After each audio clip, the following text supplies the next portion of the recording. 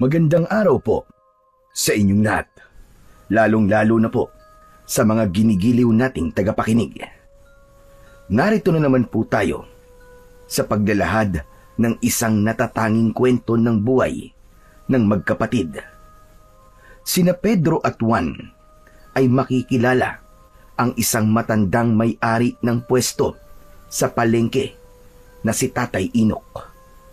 Hanggang isang araw ay binulabog ng isang pangyayari ang tahimik na pamumuhay ng mga tao sa baryo. Marami ang nawawala at natatagpo ang patay sa kakahuyan na malapit sa kanilang pwesto. Kaya naman, dahil sa husay ng paggamit ng magkapatid ng sandata, ay pinagkalooban sila ng matanda ng kakaibang mga armas na magagamit nila laban sa mga aswang na kanibal. Ano kaya ang kakaibang misyon na dapat tuparin ng magkapatid? Magagawa kaya nilang ipagtanggol ang buong baryo laban sa lumalakas na puwersa ng kasamaan?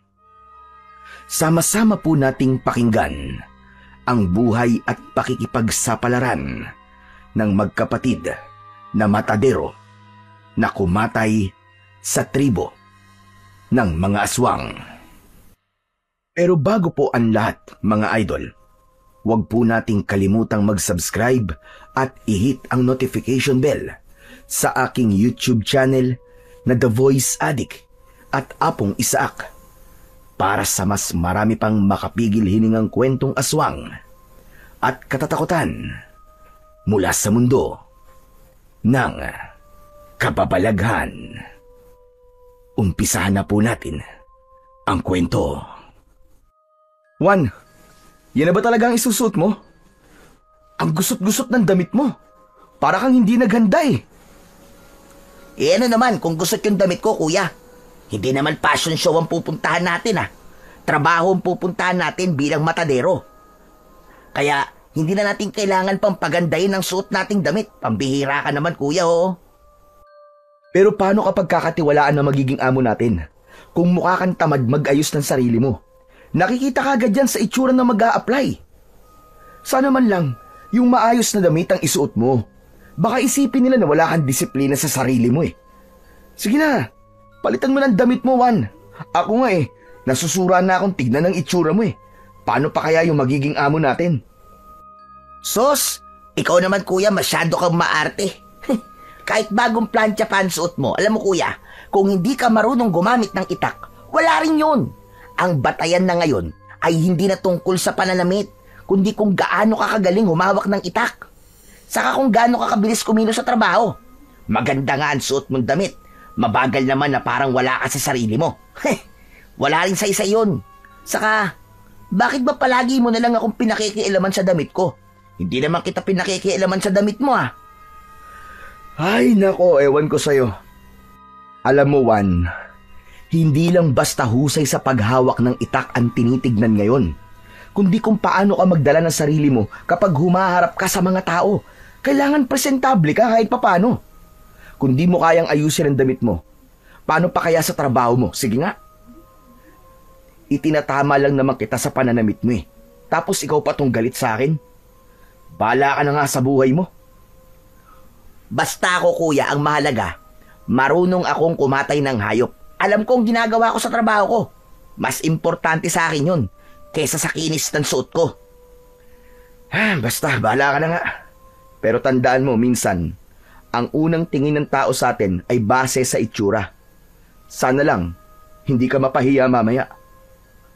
Wala pa nga tayong nakikitang magandang pwesto na pag-a-applyan natin ng trabaho. Ang dami mo na kagad sinasabi tungkol sa akin. At sana lang talaga, hindi ka magtago sa kinis ng suot mo kung wala ka namang tapang sa pagkatay ng hayop. Kaya sigurado ko, hindi ako mapapahiya. Sige na. Hirap makipagtalo sa'yo. Pero maiba nga tayo ng usapan, Juan.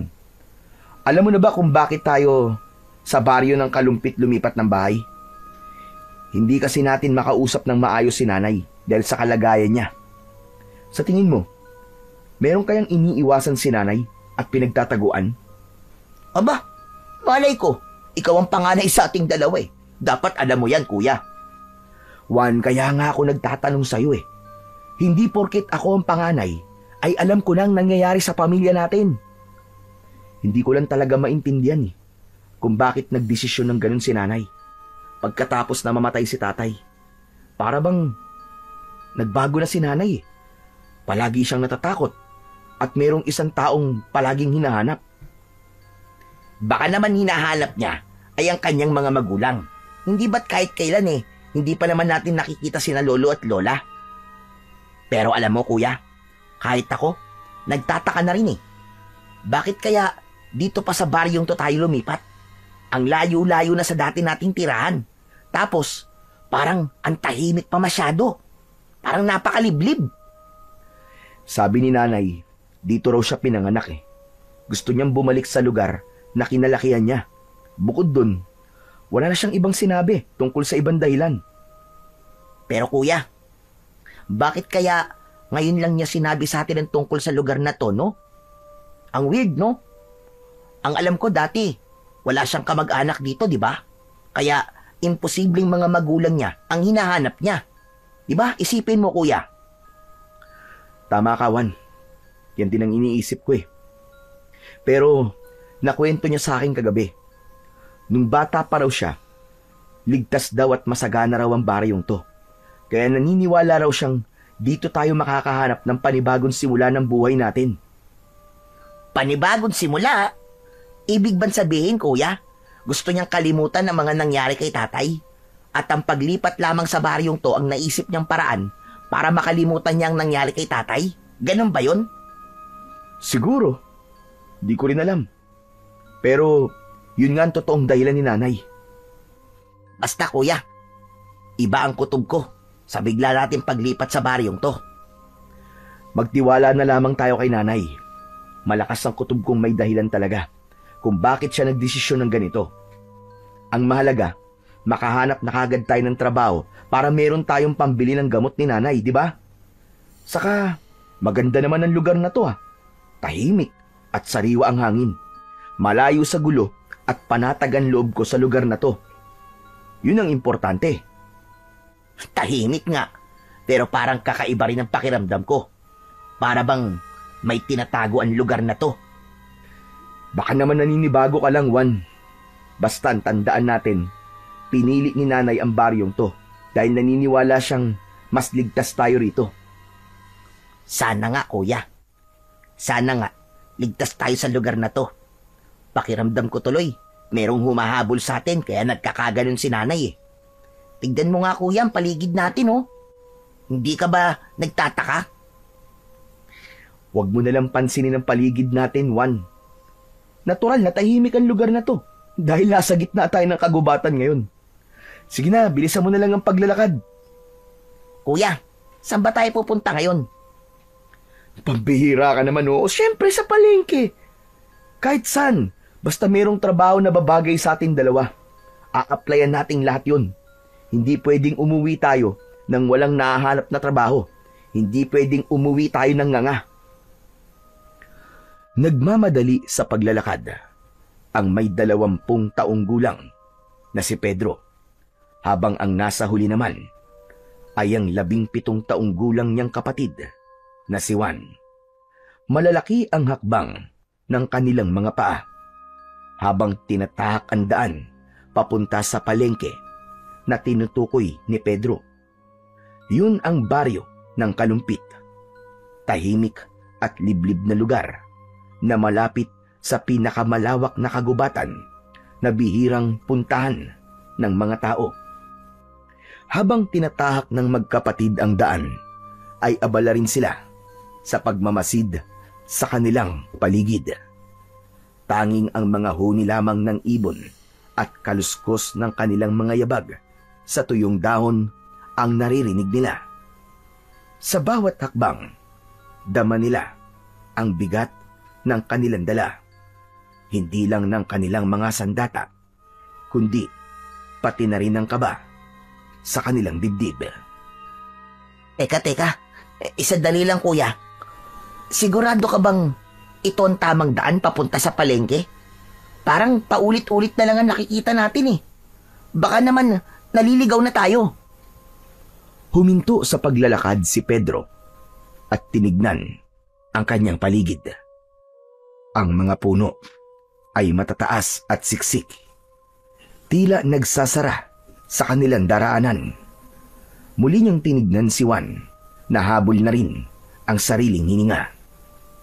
Oo, Juan. Sigurado ako sa dinaraanan natin. Ang sabi kasi ni Nanay, dadaanan talaga natin ang malawak na kagubatang to.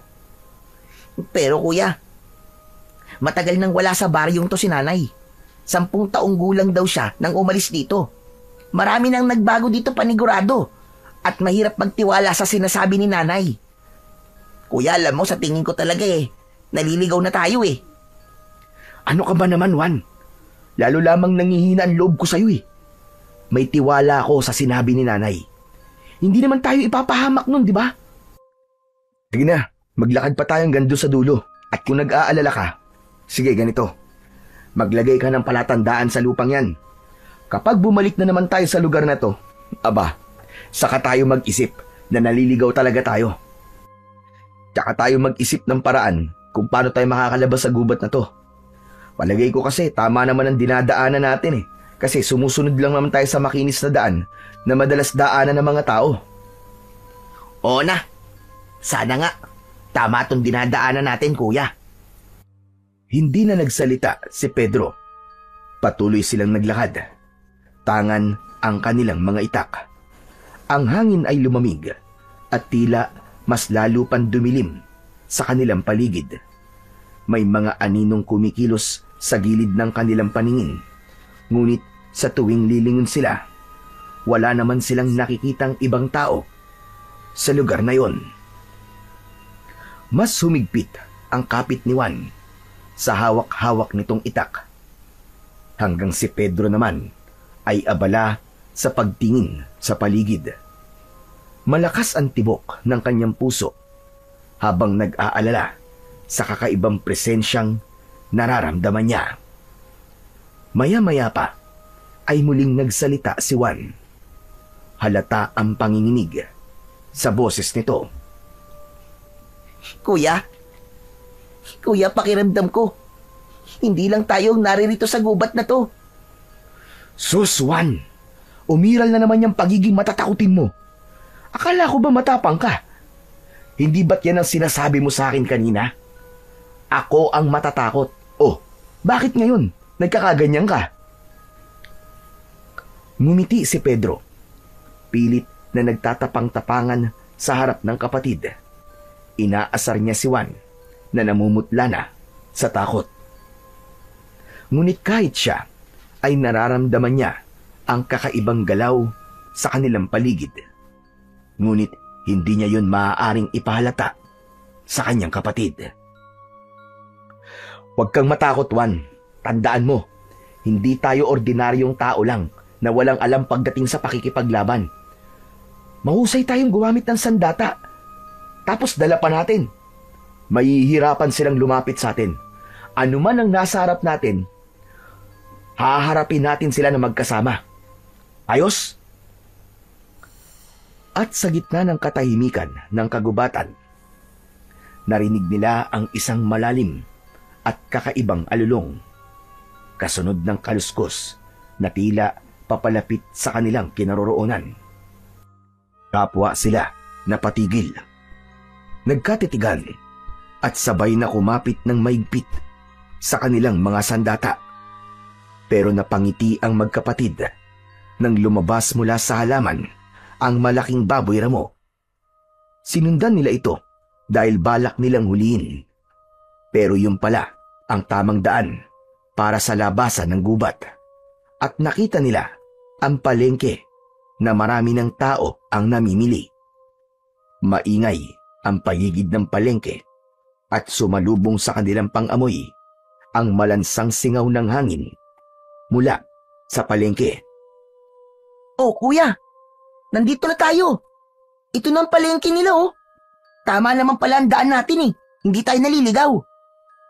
Sabi ko na sa'yo, Juan eh. Ikaw lang naman ang nag-iisip ng kung ano-ano eh. Ay nako, pagmasdan mo sila oh. Hindi sementado ang daan. Lupa at damo ang sahig ng dinaraanan ng mga taong nagdadala ng kanilang paninda. Ang bawat pwesto ay yari lamang sa kawayan at pawid. Matagal na nakatayo sina Pedro at Juan habang nakatingin sa mga taong abala sa mga ginagawa. Mula sa kanilang kinaroroonan ay naririnig nila ang ingay ng tawanan, halakhakan at sigawan ng mga taong nag-aalok ng kanilang mga panindang isda, gulay at prutas. Sariwa ang mga yon at halatang kapipitas lang. Ang hangin ay humahalo sa samyo ng bagong lutong kakanin, inihaw na isda, at mabangong damo na nakapulupot sa mga panindang gulayin.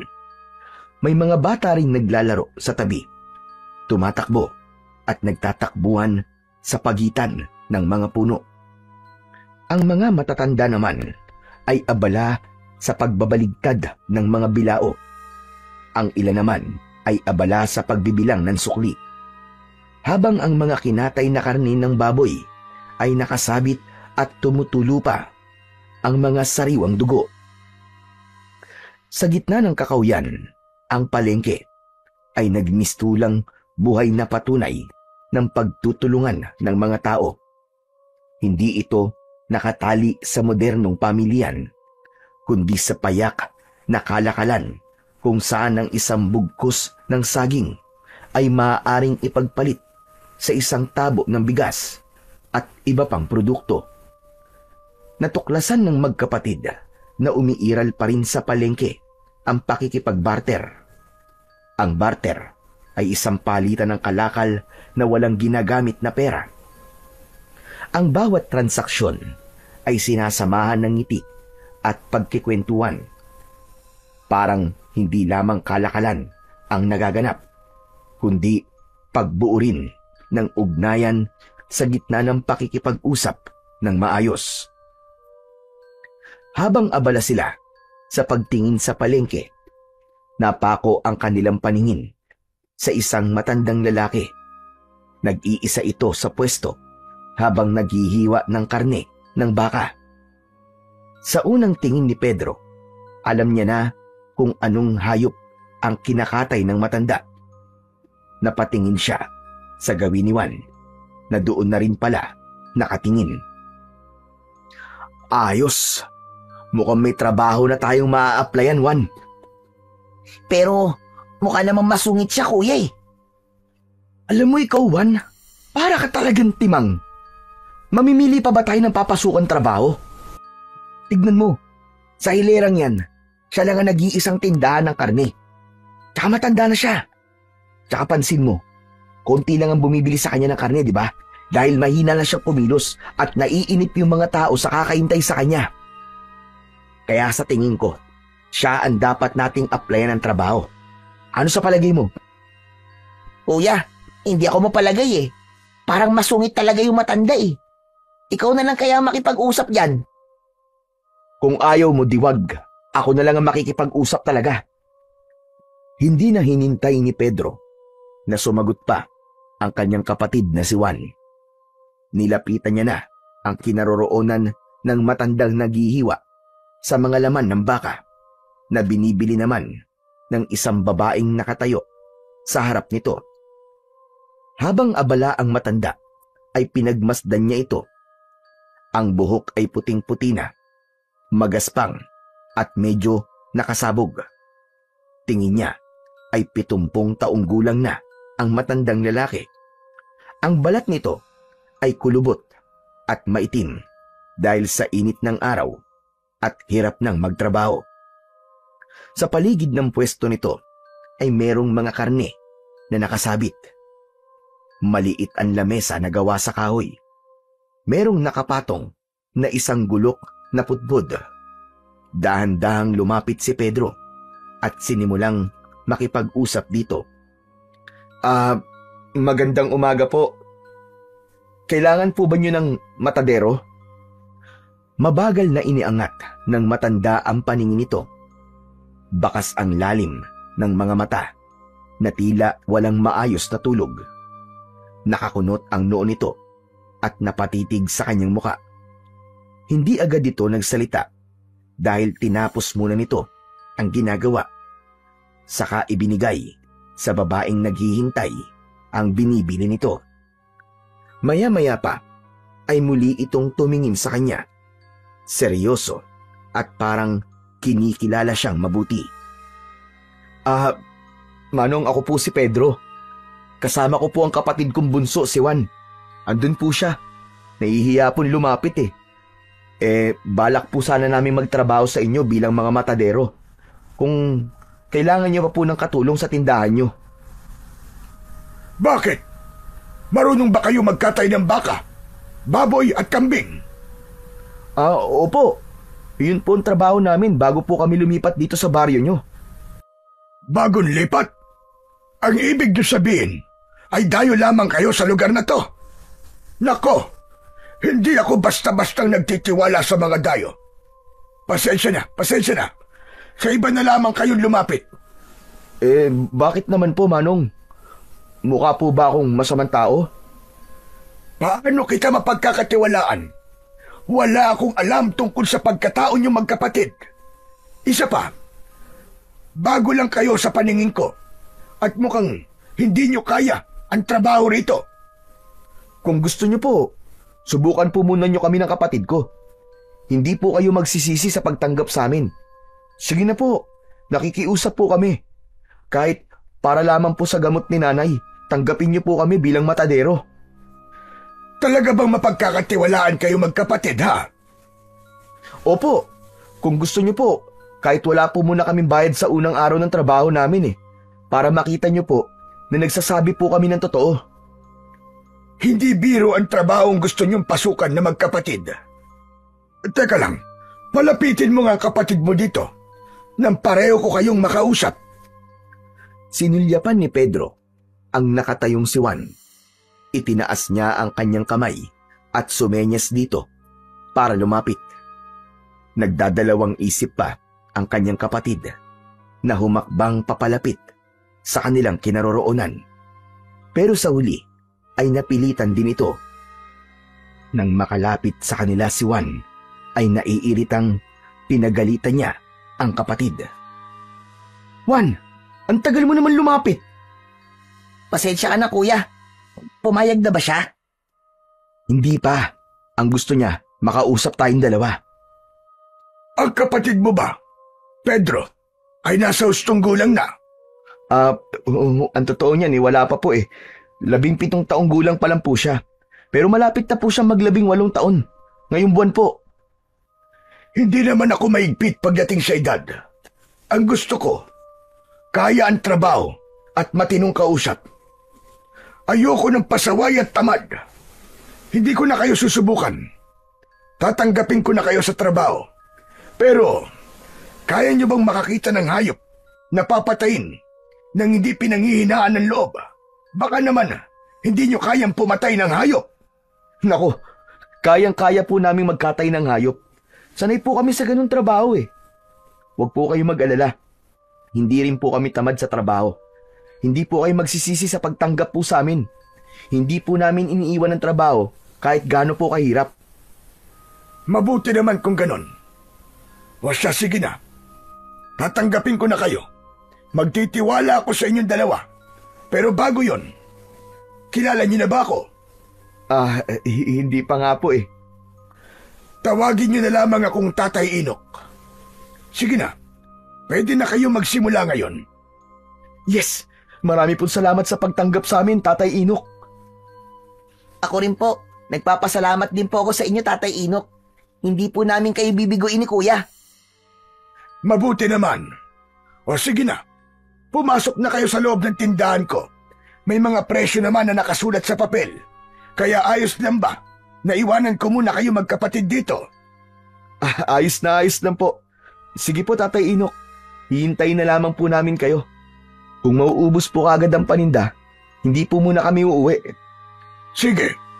Bale magiging trabaho niyo magkapatid ay magsisimula ng 4:00 ng madaling araw. Dahil magkakatay pa kayo. Kung minsan naman, ay meron namang nagdadala sa akin ng mga panindang karne. Sila na ang nagkakatay. Sige po. Kami na po ang bahala rito, Tatay Inok. Salamat po uli. Iniligpit na ni Tatay Inok ang mga gamit nito at lumabas sa tindahan. Naglakad ang matanda, papasok sa kakawyan, hanggang sa mawala ito sa kanilang paningin.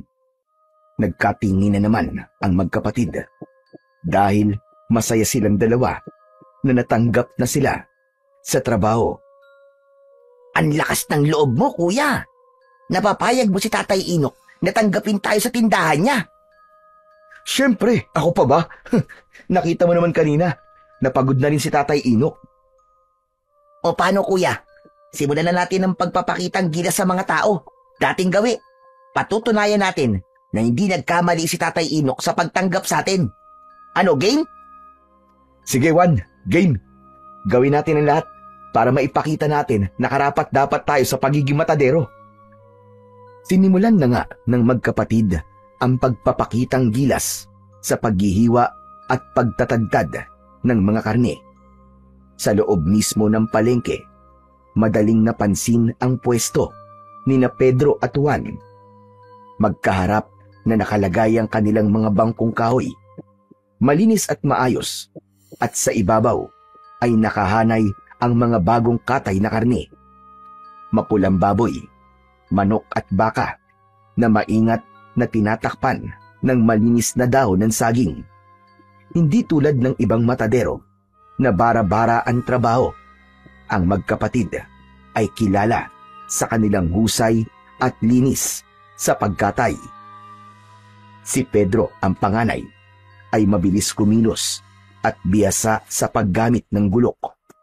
Maganda ang bawat hiwa ng karne gamit ang kanyang kamay. Pantay, maayos, at walang sayang na laman. Habang hinihiwa niya ang karne, nakikita ng mga mamimili ang kinis ng pagkakahiwalay ng taba at laman.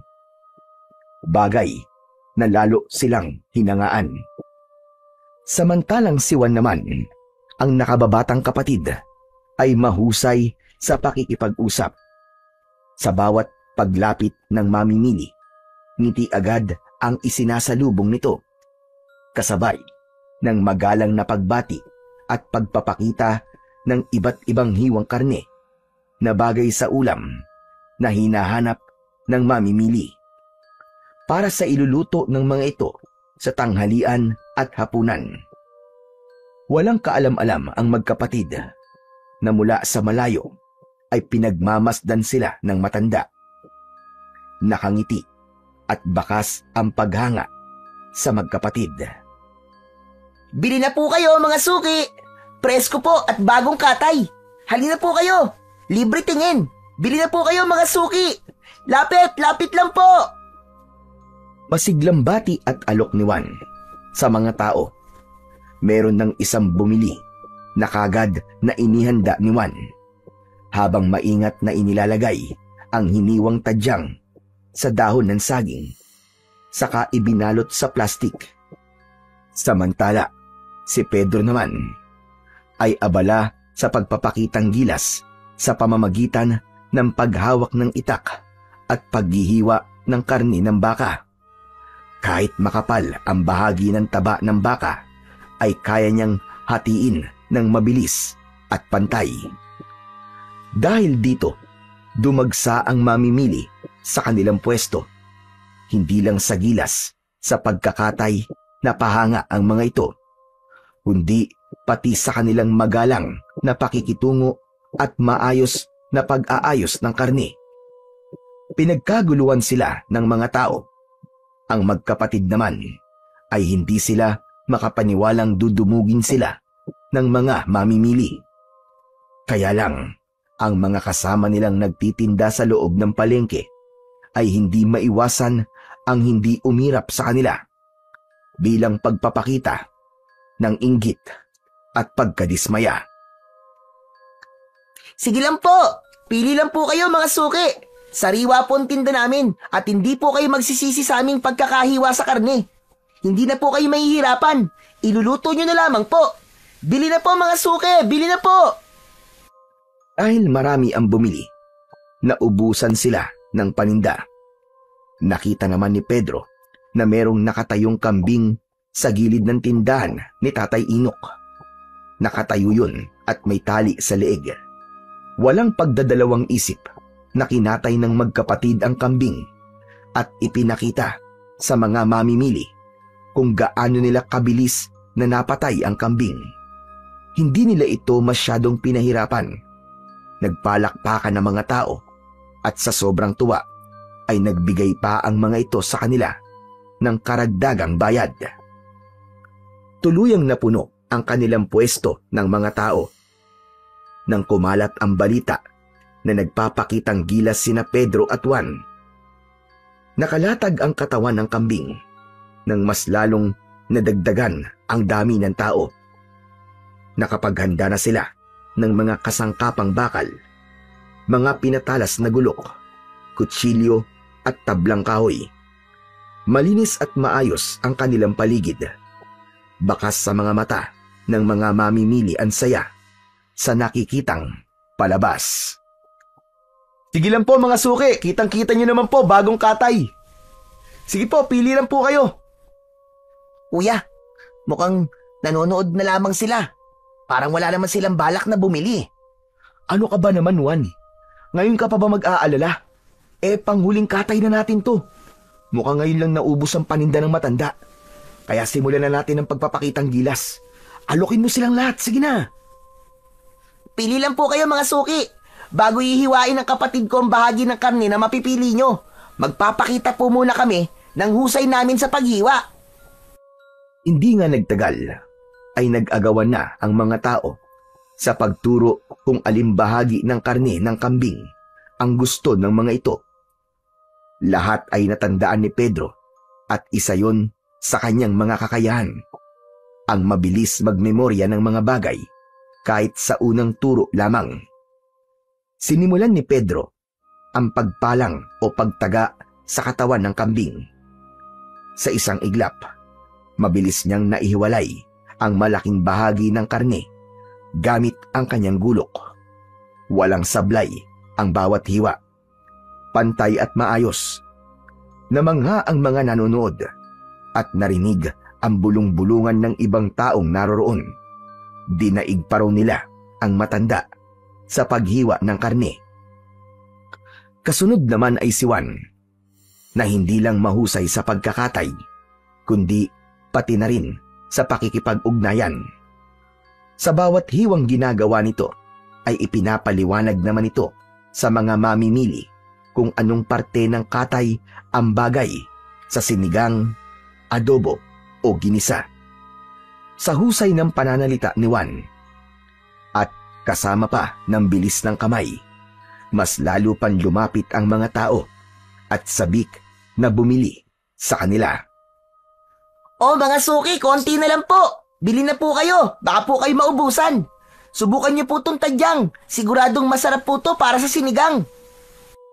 Nagpatuloy ang exhibition ng dalawa.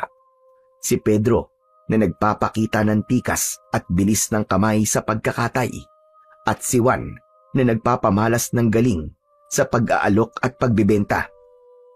Sa huli, halos maubos ang kanilang paninda dahil sa dami ng mamimiling naiengganyo sa kanilang ginagawa.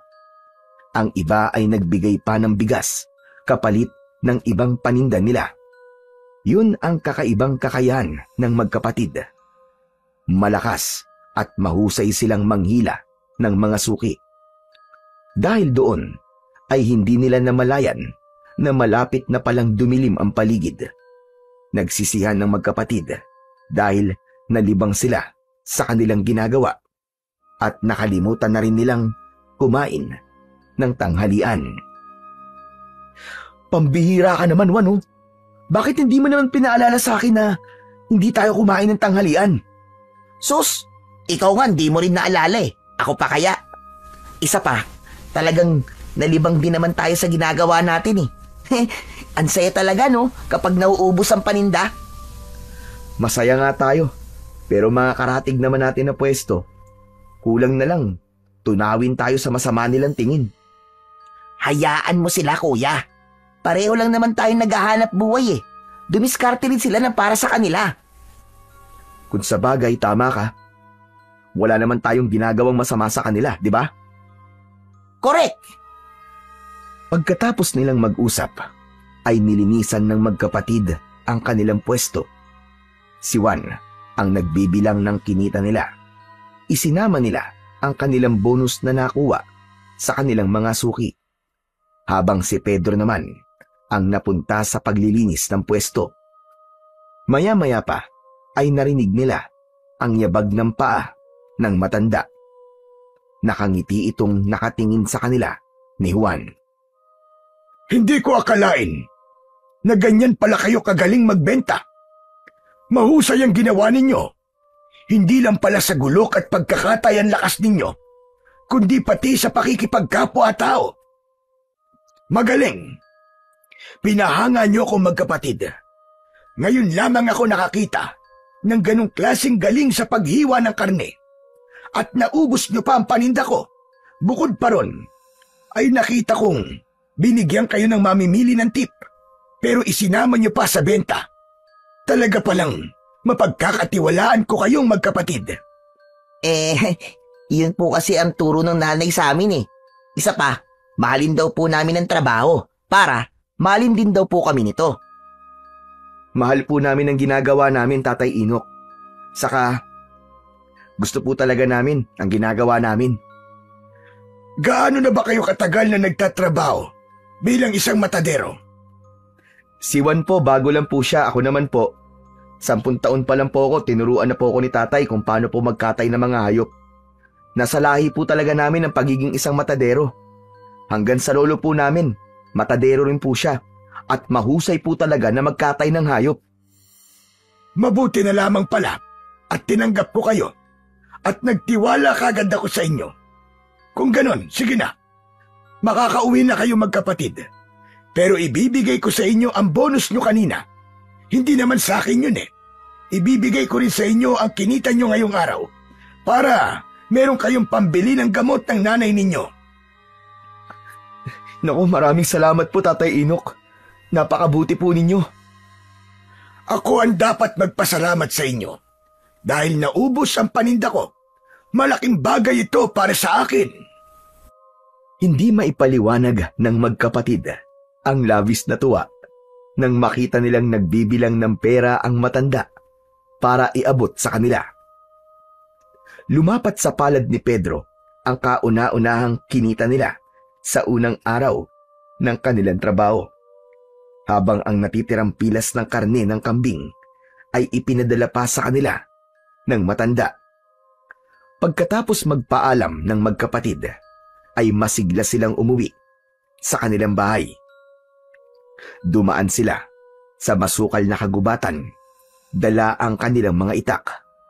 Ngunit hindi pa man sila nakakaalis sa lugar na yun, ay bigla silang nakaramdam ng kakaiban lamig ng ihip ng hangin. Napahigpit ang kapit ni Juan sa braso ng kanyang kuya. Kuya, bakit kaya sa tuwing napapadaan tayo sa bahagin to ng kakahuyan nakakaramdam ako ng takot? Takot ka dyan? Di ba't kanina naman natakot ka rin? Oh, ano nakita nating lumabas sa halaman? Hindi ba't baboy mo lang? Kaya kalimutan mo ng takot na sinasabi mo, Juan. Dahil palagi na tayong dadaan sa lugar na to magmula ngayon. Sa tuwing uuwi at papasok tayo sa trabaho. Kuya, makakatagal ako sa trabaho natin Pero sa lugar na to, sa palagay ko, hindi talaga ako makakatagal na dumaan dito. Para bang, sa tingin ko may aswang dito na bigla na lamang magpapakita sa atin Ano bang aswang-aswang ang sinasabi mo, Juan? Kasama mo naman ako, di ba? Isa pa, wala namang dapat nakatakutan sa lugar na to. Ikaw talaga, kung ano na lang ang lumalabas sa isip mo Nanatili sa ganong posisyon si Juan, habang mahigpit na nakakapit sa braso ni Pedro. Nagpatuloy sila sa paglalakad, ngunit bigla silang natigilan nang marinig nila ang bulungan at boses ng mga tao sa unahan ng kanilang daan. Sa gitna ng kakahuyan ay nag-uunahan ang mga yapak ng mga taong nagkakagulo. Nagmula ang mga ito sa kanilang likuran, papunta sa pinagkakaguluhan ng mga tao. May mga nagsisigawan at ang iba naman ay nagtatakbuhan habang bakas ang takot sa mga muka. Ang ilan ay nagtipon-tipon sa isang lugar, nakikiusyoso, nagsisiksikan upang masilip ang bangkay na nakahandusay sa damuhan. Kuya, tignan mo. Ano kayang pinagkakaguluhan nila? Hindi ko rin alam eh. Pero sa palagay ko, merong patay sa bahaging yun ng daan. Halika, Juan. Tignan natin. Kuya, wag na tayong lumapit. Natatakot ako eh. Baka mapanaginipan ko lang ang itsura ng bangkay. Kung ayaw mo, hindi ako na lang. Gusto ko lang makita kung bakit sila nagkakagulo sa bahaging yun. Hindi na hinintay ni Pedro na sumagot ang kanyang nakababatang kapatid na si Juan. Tinanggal niya ang pagkakakapit ng kamay nito sa kanyang braso at nilapitan ang pinagkakaguluhan ng mga tao. Hinawi ni Pedro ng bahagya ang mga tao at ganun na lamang ang panlalaki ng kanyang mga mata nang makita ang isang lalaking nakadilat ang mga mata. Mabuti na lang at hindi niya pala isinama si Juan dahil kung hindi, baka mas lalo lamang matakot ang kanyang kapatid. Ang katawan ng biktima ay wasak. Ang mga sugat ay malalalim na tila pinaghahampas ng matatalim na kuko at mga pangil. Ang damit ay punit-punit na tila ba nilapa ng isang napakabangis na hayop. Bumundol ang kaba sa kanyang dibdib, lalo na nang marinig niya ang sinabi ng ibang taong nakasaksi na meron na naman daw na biktima ang mabangis na hayop. Isang asong gubat na palagi na lamang daw pumapatay ng mga tao na matsetsempuan sa gubat. Nag-alala bigla si Pedro na baka pati silang dalawa ni Juan ay matsempuan din ng mabangis na hayop. Naku po, Diyos ko! Anong klaseng hayop kaya ang may gawa nito? Napako ang paningin ni Pedro sa lalaking nagsalita. Habang nakatingin sa lalaking nakahiga sa lupa, may tali ito ng panyo sa ulo at maraming suot na kwintas. Sa tingin niya ay isang albularyo ang lalaki dahil sa mga dala nitong bote ng langis.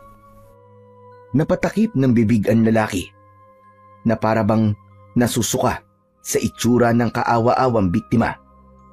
Idagdag pa ang nakakasulasok na amoy mula sa singaw ng katawan ng lalaki na parabang bagong lapa lamang ito ng hayop. Nilalangaw ang nakaluwa nitong bituka sa tiyan.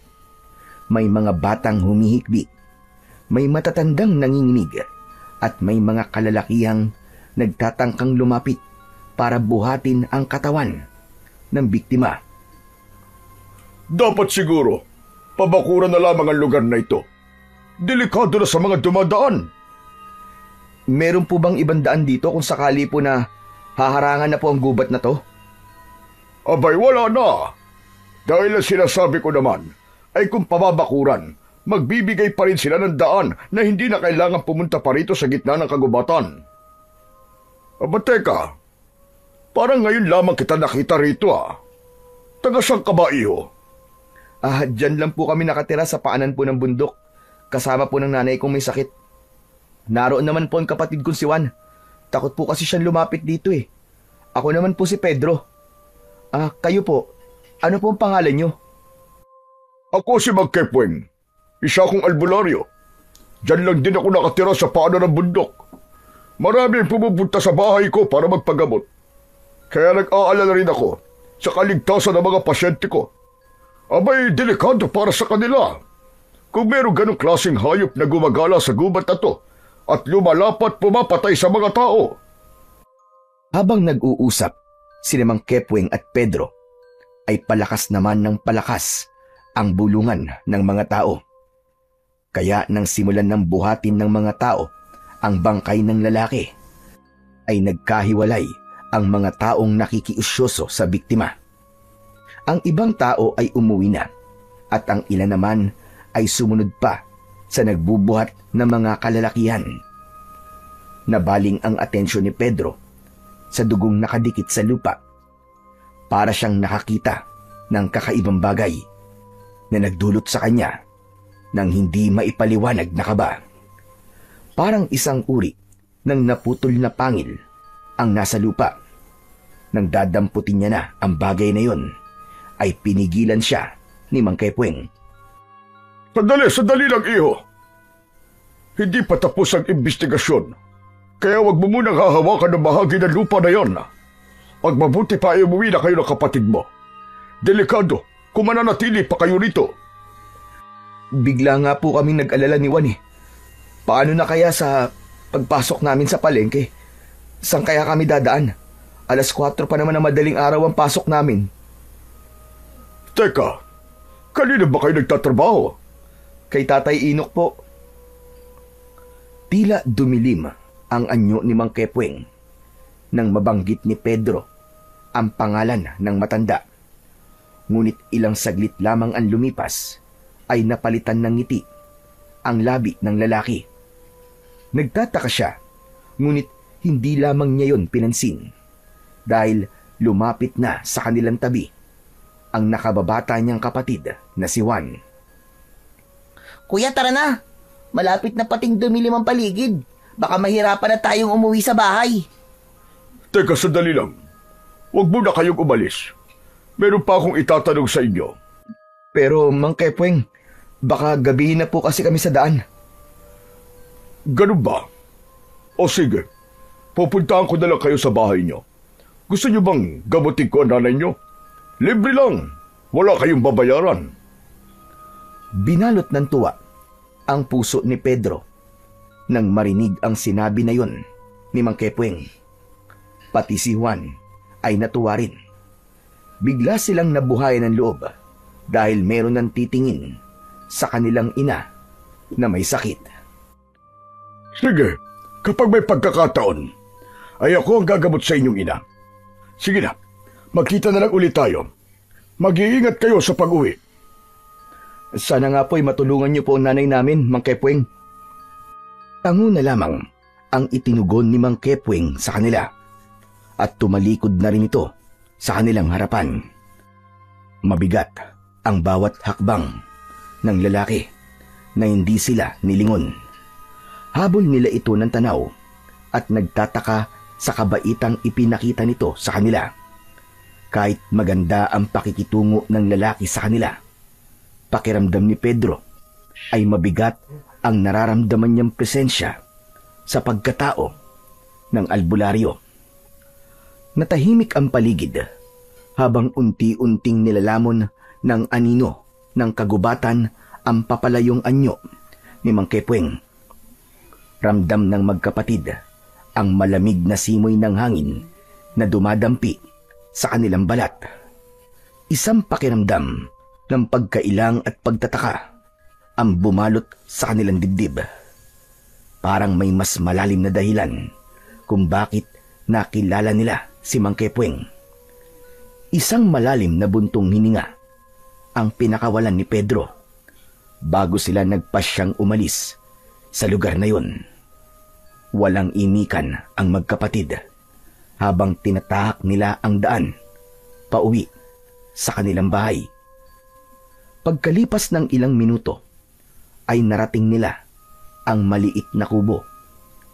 Bukas na ang ilaw na gasera at naririnig nila ang paghahanda ng mga plato ng kanilang ina na si Aling Zenab. Nay, nandito na po kami ni Juan. May dala po kami ni Kuya para po sa inyo, Nay. Bagyang humarap sa kanilang magkapatid ang kanilang ina na si Aling Zenab.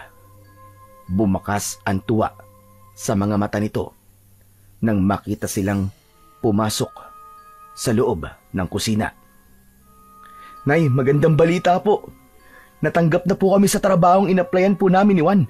Ang kagandahan po ay magkasama kaming dalawa at mabait po ang amo namin. Nagpadala pa nga po siya ng karne ng kambing para po sa inyo. Saka po, Nay, ibinigay po niya sa amin ang kinita namin ngayong araw na to. Ang swerte po namin ni Kuya, Nay.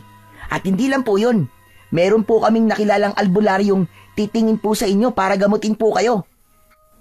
Totoo ba yan, mga anak? Anong klaseng trabaho bang nakuha nyo? Matadero pa rin po, Nay. Yun lang po kasi ang alam naming trabaho ni Juan eh. Nay, tinanggap po kami ni Tatay Inok bilang matadero sa palengke. Kahit mahirap po, kakayanin po namin. Ang mahalaga po ay tiyak po na may kita po kami sa araw-araw. Salamat naman sa Diyos. Matagal ko nang dasal na magkaroon kayo ng hanap buhay. Pero sigurado ba kayo, mga anak? Hindi madali ang trabaho sa katayan. Huwag niyo po kaming alalahanin, Nay. Kaya naman po namin yun eh. Malakas po ang katawan namin. Teka, sino ba ang albularyong sinasabi niyong gagamot sa akin? Si ano po? Ano nga bang pangalan nun? Si Mang Kepweng po. Mabait naman po siya eh. Tapos nagpresenta po siya sa amin. Nagagamutin niya raw po kayo.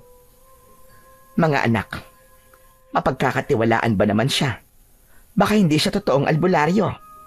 Isa po talaga siyang albularyo, Nay. Libre po ang serbisyo niya at hindi po nanloloko ng mga tao.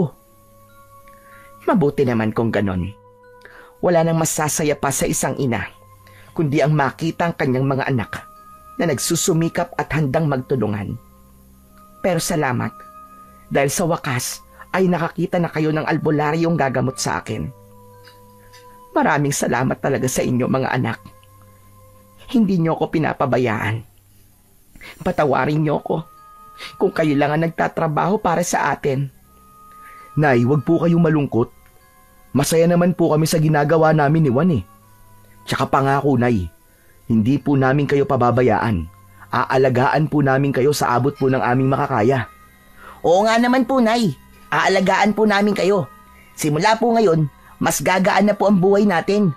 Basta hindi po tayo aalis sa lugar na to. Isang mahigpit na yakap ang isinukli ni Aling Zenab sa mga anak bago kinuha ang karne ng kambing na dala ni Juan. Inilagay yon sa lababo at nilinisan. Saka nilagyan ng maraming asin para bukas lutuin. Habang sina Pedro at Juan naman ay pumasok sa kanilang silid at nagpalit ng damit. Pagkalipas ng ilang sandali ay nagtungo naman sila sa kusina para kumain na ng hapunan. Nagdasal muna si Aling Zenab bago sinimulan ang pagkain. Pagkalipas ng ilang minutong pagkain, ay nagligpit ng mga pinagkainan ang magkapatid, habang ang kanilang ina naman ay nagpaalam na para makapagpahinga na sa loob ng kwarto nito. Naiwan ang dalawang magkapatid na naglilinis ng lamesa. Kuya, hindi mo ba sasabihin kay nanay ang nakita natin kanina doon sa kakawyan? Ano ka ba naman, Juan? Huwag kang maingay. Hinaan mo lang ang boses mo. Baka mamaya marinig niya tayo eh. Bakit naman natin sasabihin kay nanay ang tungkol sa nangyari sa kakawyan? Alam mo naman na may sakit siya, di ba? Gusto mo bang mag-alala pa siya? Ikaw, hindi ka talaga nag-iisip eh. Oo na, hindi na ako nag-iisip. Nag-aalala lang naman ako kay nanay eh. Meron ba nag-aalala na ganyan? Tatakutin mo pa si nanay? Sige na nga, magugas ka na nga lang ng plato. Inaantok na ako. Dapat talaga malaman ni nanay yun, kuya. Para mag-iingat din siya kapag wala tayo. Kung hindi niya alam ang tungkol sa nakita natin kanina, hindi siya mag-iingat, di ba? Saglit na napaisip si Pedro dahil sa sinabi ng kanyang nakababatang kapatid. Hindi niya kagad naunawaan ang ibig sabihin ng kapatid, pero mas pinili na lamang niya na manahimik. Ihanda na lamang niya palagi ang maliit na itak sa lugar na mabilis makikita ng kanyang ina. Bigla tuloy ang pagbundol ng kaba sa kanyang dibdib dahil mag-isa lang ang kanilang ina kapag sila ay nasa trabaho. Hoy, kuya! Kuya! Oh, Pambihira ka. Natulala ka na dyan. Ano, naisip mo na ba kung anong ibig ko sabihin? tumigil ka na nga, Juan. Matulog na tayo. Maaga pa tayong gigising. Huwag na natin pag-usapan yan. Walang mangyayaring masama kay nanay, tapos. Iniwan ni Pedro ang kanyang nakababatang kapatid na naghuhugas ng plato sa lababo. Nauna siyang pumasok sa kanilang kwarto. Nahiga siya sa kanyang katre, habang sa kabilang gilid naman ng silid ay ang katre naman ni Juan. Hinintay niyang makapasok ang kapatid bago siya tuluyang natulog. Kinabukasan ay nagising ang natutulog na diwa ni Pedro sa mahinang pagyugyug ng kamay ni Juan sa kanyang balikat. Kuya! Kuya, gising na! Kuya! Magluluto pa tayo ng sinaing eh. Akala ko ba maaga tayong gigising? Bahagyang kinusot ni Pedro ang kanyang mga mata at napatingin sa labas ng nakabukas niyang bintana. Medyo madilim pa sa labas, pero nasanay silang dalawang magkapatid na magising ng ganung oras. Muling sinulyapan ni Pedro si Juan. Tapos na itong maligo.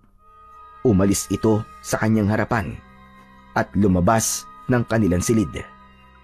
Iinat-inat na bumangon si Pedro. Paglabas niya ay nagpaparikit na ng apoy sa kalan si Juan. Diretso naman siya sa likod ng kanilang bahay, kung saan ay naroon naghihintay ang isang malaking drum na may laman na tubig. Ngunit bigla siyang napatingin sa paligid ng kanilang bahay. Pakiramdam niya ay merong ibang tao na naroroon. Sinong tao dyan? Juan? Juan, ikaw ba yan? Anak ng putya, oo. Huwag mo naman akong tatakutin ng ganyan, Juan. Juan, sinasabi ko talaga sa'yo tatamaan ka sa akin. Sigaw ni Pedro habang nakatingin sa madilim na bahagi ng kakawyan. Maya-maya pa ay narinig niya ang malakas na yabag ng paa. Papalapit sa kanyang kinaroroonan. Lumabas sa kabilang pintuan ng kusina si Juan. Kaya nakumpirma ni Pedro na hindi ang kapatid niya ang nararamdaman niyang presensya sa paligid. Hoy, kuya, bakit ka ba sumisigaw? Ang lakas-lakas ng boses mo, baka mamaya niyan magising pa si nanay. Para kasing may tao ko nakita eh. Akala ko talaga ikaw at tinatakot mo lang ako. Paano ako? Nakita mo naman akong nagluluto sa kalan kanina, di ba? Ay nako, diyan ka na nga. Bilisan mo na ang paliligo mo, kuya. Guni-guni mo lang ang nararamdaman mo. Sige na. Naiirita na iniwan siya ni Juan. Kaya naman, nagmamadali na rin siyang nagbuhos ng tubig sa katawan. Pagkatapos ay nagpalit na rin ng damit. At habang naghihintay ng pagluluto ng sinaing, hinasa naman ni Pedro ang kanilang mga gagamitin na itak bago inihanda ang pagkain ng kanilang ina. Pagkatapos nilang maisara ng maayos ang bahay, ay nagsimula na ang magkapatid sa paglalakad papunta sa palengke. Dala ang kanilang lumang gasera dahil medyo madilim pa rin ang daan. Tahimik na naglalakad ang magkapatid na sina Pedro at Juan sa makitid na daan ng kakawyan. Ang kanilang mga yapak ay marahang dumadagundong sa tuyong mga dahon at sanga na nakakalat sa lupa. Habang lumalalim ang kanilang paglalakad, tila ba may kakaibang lamig na bumabalot sa paligid. Isang katahimikan na hindi karaniwang nararanasan sa gubat. Bigla, sa may di kalayuan, namataan nila ang mga anino ng mga taong nagkakagulo na sa unahan ng kanilang daan. Nakita rin nila si Tatay Inok na abala sa pagtingin sa isang nakahandusay na katawan ng isang lalaki. Agad na nagmamadaling lumapit ang magkapatid at tumambad na nga sa kanilang paningin ang isang bangkay. Halos kapareho yun ng itsura sa naunang biktima. Luray-luray ang damit, wasak ang katawan, puno ng kalmot at kagat ang balat. Ngunit sa pagkakataong yun ay wala ng lamang loob ang lalaki. Walang mga mata at putol ang mga braso. Mas brutal ang kamatayan ng lalaki at mahirap ng paniwalaan na mabangis na hayop pa rin ang may gawa noon. Nakita ni Pedro na hinawakan ni Tatay Inok ang katawan ng biktima. Tila ba sinusuri nito ang bawat sugat ng lalaki, kasabay ng pagtayo nito na walang imik at pailing-iling na hindi inaalis ang paningin sa katawan ng kaawa-awang lalaking nakahiga sa lupa. Kuya, isa na naman bang kaya natagpuan ng mga tanod? Natatakot na ako, kuya. Bakit kaya merong ganito sa baryong to? Akala ko ba sabi ni nanay ligtas tayo rito. Tumahimik ka na nga muna, Juan. Parang ang hirap naman paniwalaan na mabangis na hayop ang may gawa niyan. Hindi nakatiis si Tatay Inok at lumapit ito sa magkapatid. Bigla itong nagsalita at nagpakawala ng isang malalim na buntong hininga. Hindi isang mabangis na hayop ang may gawa sa karumal-dumal na sinapit ng lalaking yan, Pedro. Kundi isang mabangis na tao na mayroong lahi ng kanibal. Isang nilalang na kumukuha ng lakas sa sariwang dugo ng tao at mas malupit pa sa mga aswang. Ano po, Tatay Inok? Kanibal? Paano po nagkaroon ng kanibal sa baryong to, Tatay Inok? Dahil hinahanap nila ang pinakamahusay na manunugis ng kanibal na gusto nilang gantihan. Pero bakit po nila kailangang mandamay ng ibang tao? Ito ang paraan nila ng pagpaparamdam sa manunugis na matagal na nilang hinahanap. Natitiyak kong alam na ng mga kanibal ang pinagtataguan ng taong manunugis ng mga aswang. Kuya, wag na kaya tayo magtrabaho kay Tatay Inok. Baka mamaya niyan tayo ang matsyempuhan. Ganitong oras pa naman tayo umaalis ng bahay.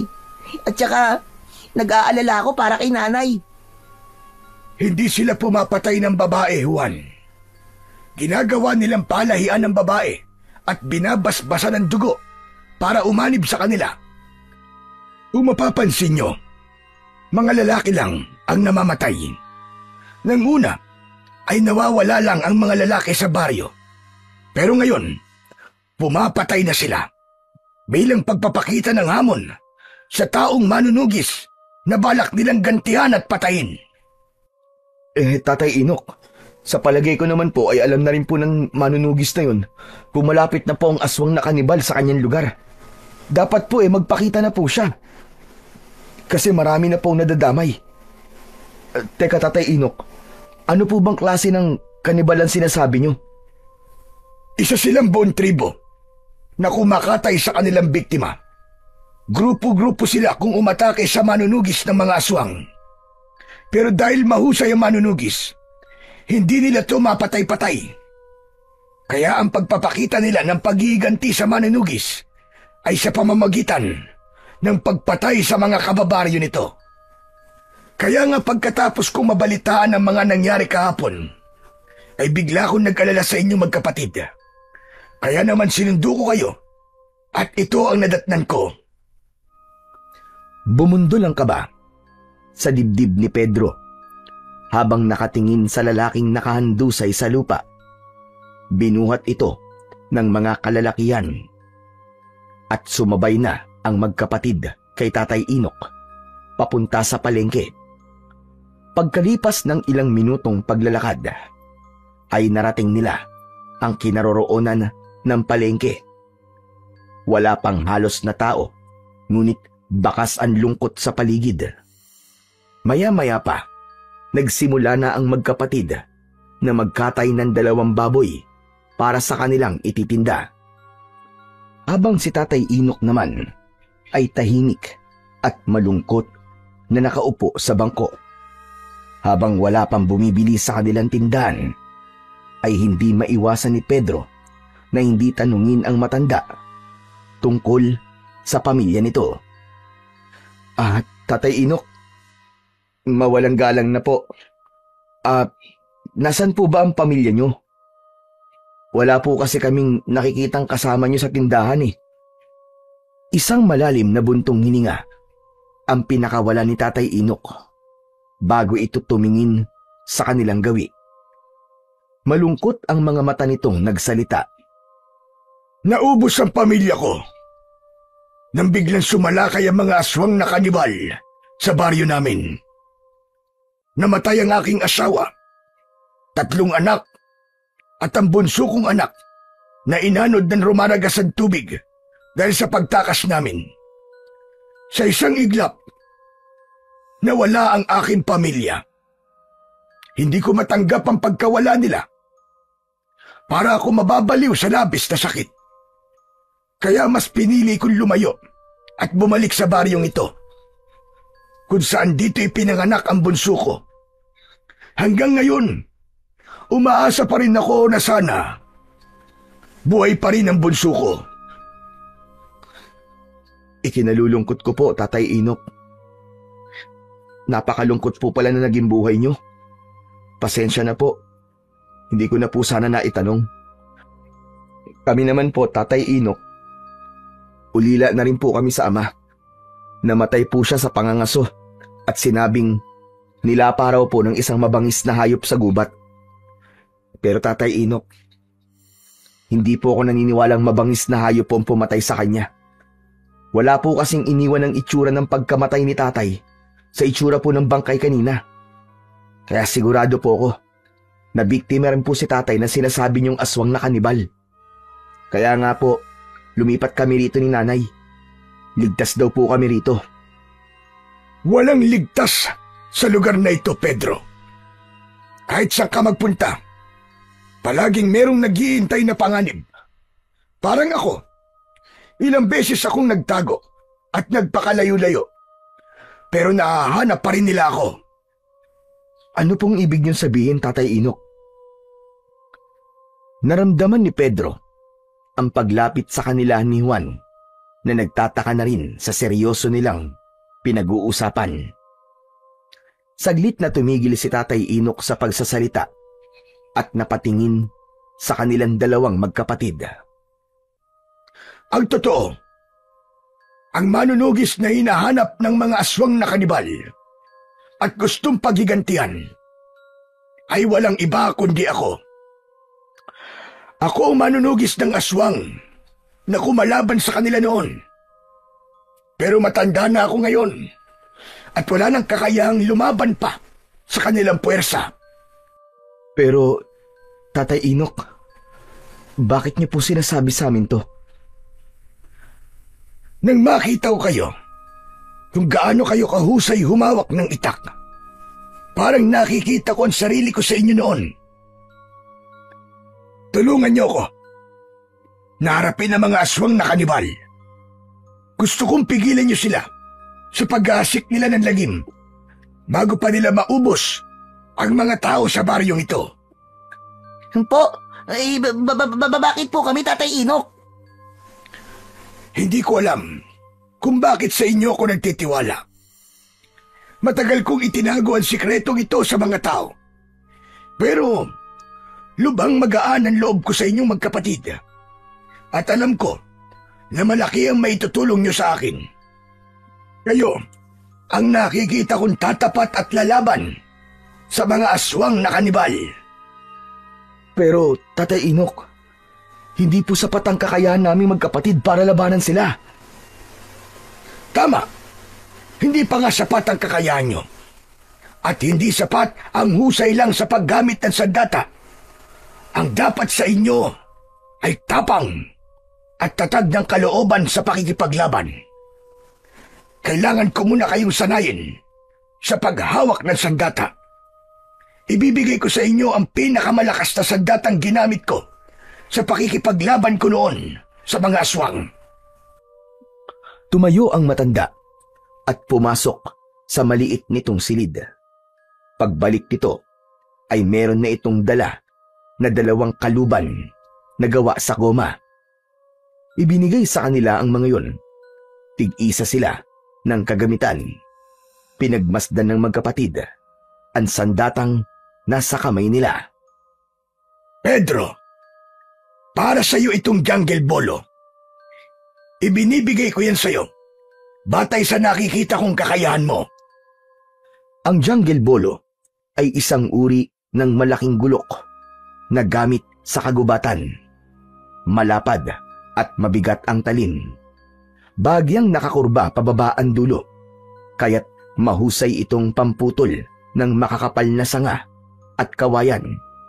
Ang haba ng talim ay karaniwang umaabot mula 14 hanggang 18 pulgada. Makintab ang bakal na wari dumaan sa maingat na pagpapanday. Ang hawakan nito ay gawa sa matibay na kahoy o minsan ay sungay ng kalabaw. Makinis, ngunit matatag sa pagkakadikit. Madalas ay may ukit ito o simpleng palamuti sa hawakan na nagpapakita ng husay ng panday na gumawa dito. Ang kabuuan ng jungle bolo ay may bigat na sapat para magamit hindi lang sa gawain sa kagubatan, kundi maging sa pagtatanggol kung kinakailangan.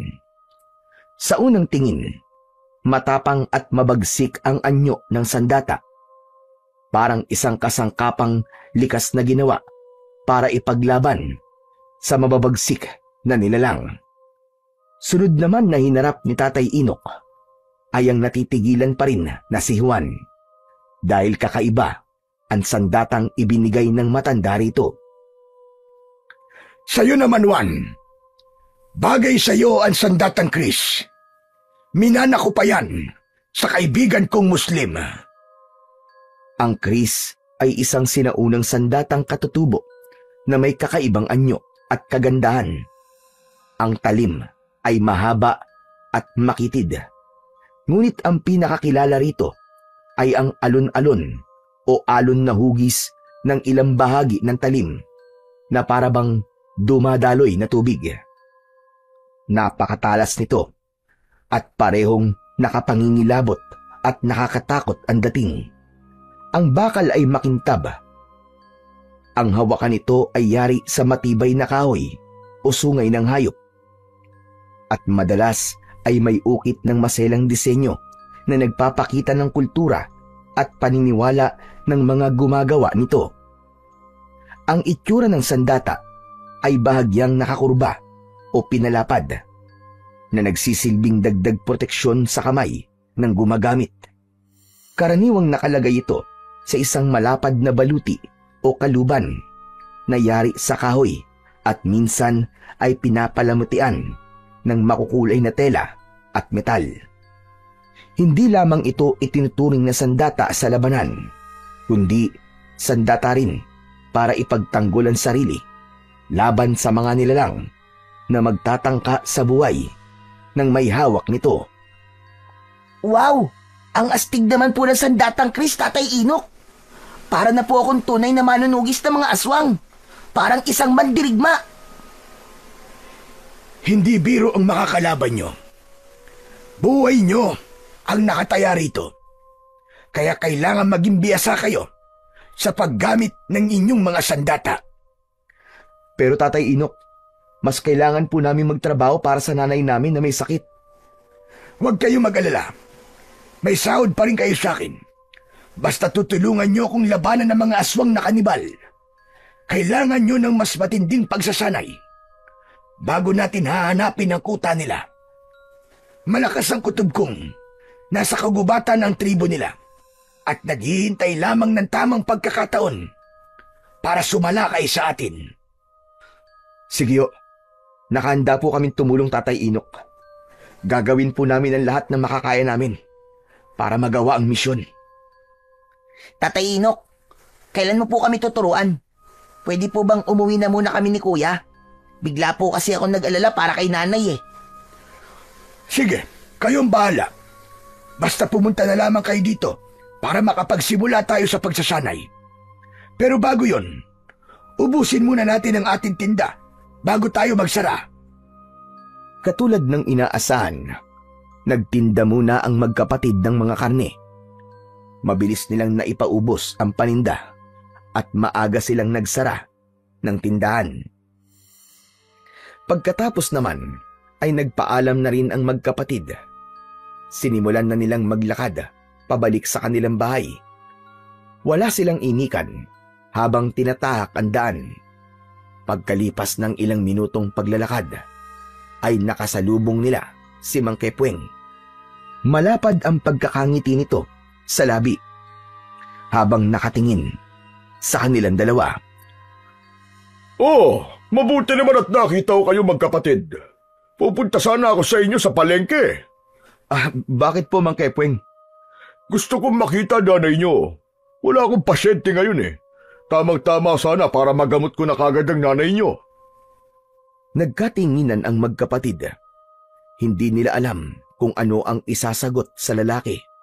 Ngunit tumango naman si Pedro kay Juan bilang pagpapakita ng pagsang-ayon nito sa sinasabi ni Mang Kepweng. Pero hindi yun nakaligtas sa paningin ng albularyo. Bakit parang wala kayong tiwala sa panggagamot ko?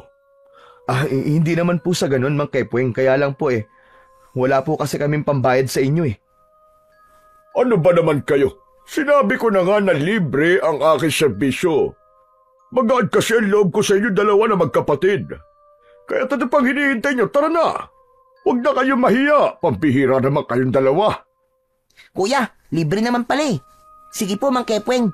Sumama na po kayo sa amin ni Kuya, pauwi na po kami. Maaga po kasi kami nagsara ngayon . Aba, maganda yun . O sige, kung gano'n sasama na ako sa inyo.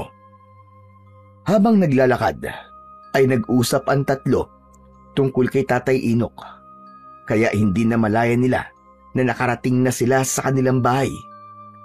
Pinapasok nila si Mang Kepweng na panayan tingin sa palibot ng kanilang kubo. Pagpasok nila hanggang kusina, ay nakita nilang abala sa pagluluto ng karne ng kambing si Aling Senab. Nakatalikod ito sa kanila, kaya't hindi nito namamalayan na nakapasok na pala ang magkapatid. Nay, nandito na po kami. Maaga po kami nagsara ngayon. Nay, meron po kaming kasamang albularyong titingin po sa sakit nyo. Aba, akala ko ba Pagharap ni Aling Senab, nabitiwan nito ang hawak na sandok at natigilan sa kanyang kinatatayuan.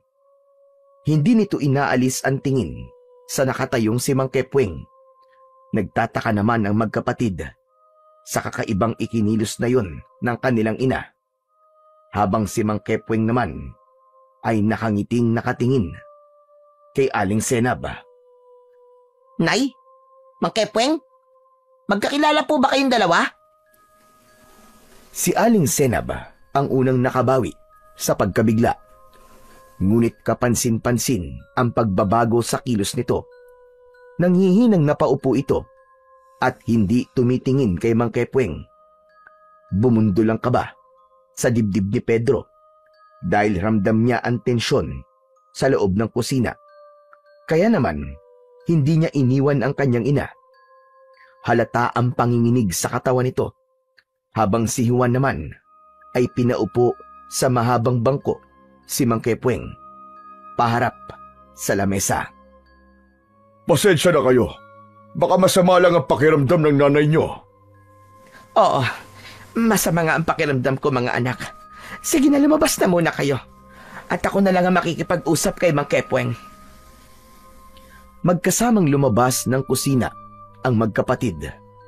Ngunit nanatili silang nakaupo sa upuan nila sa sala habang pinakikiramdaman ang nangyayari sa paligid. Maging sa kung ano ang pinag-uusapan ng mga ito sa loob ng kusina. Hindi tuloy maiwasan ng magkapatid na hindi magtaka at hindi mag-alala sa mga nangyayari. Kuya, teka lang. Sa palagay mo, tama bang iniwan natin si nanay na mag-isa habang kausap si Mang Kepweng? Ewan ko, Juan. Hindi ako mapalagay. Alam mo, para talagang may mali eh. Halata na natakot si nanay kay Mang Kepweng. Ayaw niya lang ipakita sa atin. Magsasalita pa sana si Pedro nang lumabas si Mang Kepweng sa kusina. Kasunod, ang nakangiti nilang ina. Nagkatinginan silang dalawang magkapatid sa pagbabago ng emosyon ni Aling Senab. Huwag na kayo mag-alala sa nanay niyo. Marami na akong ginamot na katulad ng sakit ng nanay niyo. Lahat naman ay gumaling. Dati ko siyang kaibigan, kaya gano'n na lamang ang kanyang gulat nang magkita kami. O siya, sige, paano? Aalis na rin ako. Basta't iinimin niya ang gamot na iniwan ko para sa kanya. Napatayo sa kinauupuan ang magkapatid dahil sa masayang balita na narinig nila mula kay Mang Kepweng. Tila nawala ang pag-aalala sa dibdib ni Pedro nang makitang maayos na ang kanilang ina. Inihatid pa nito si Mang Kepweng hanggang sa labasan. Hindi lang talaga mawala sa isip ni Pedro ang panginginig na yon ng kanyang ina kanina. Ngunit pinagbatayan na lamang niya ang masiglang pagkilos ng kanilang ina habang kausap si Mang Kepweng. Parang walang nangyari na bigla itong lumakas. Pagkatapos umalis ni Mang Kepweng, ay nagpaalam na rin sila sa kanilang ina na kailangan nilang bumalik sa palengke dahil balak ni Tatay Inok na turuan sila sa paggamit ng kakaiba nilang mga sandata. Hindi nila sinabi sa kanilang ina na balak nilang maging isang manunugis ng mga aswang na kanibal dahil ayaw na nilang mag-alala pa ito sa kanilang dalawa ng kanyang nakababatang kapatid na si Juan. Pagkatapos pumayag ni Aling Senab, ay naglakad na sila papunta sa palengke. Lumipas lang ang ilang minuto, ay maayos nilang narating ang kinaroroonan ng kanilang pwesto. Nadatnan nila ang matanda na kanina pang naghihintay sa kanila. Sinabi nila kung bakit sila natagalan. Ikaw na muna, Pedro, ang tuturuan ko kung paano gumamit ng jungle bolo. Pero sa kakahuyan natin gagawin ang pagsasanay dahil maraming tao rito. Hindi nila tayo pwedeng makita. At Tatay Inok, sabay niyo po ba kaming tuturuan ni Kuya? Oo, nakikita ko naman na mabilis kayong matututo sa mga ituturo ko sa inyo. Meron na talagang mga nakahandang kagamitan na pagsasanayan natin sa kakahuyan.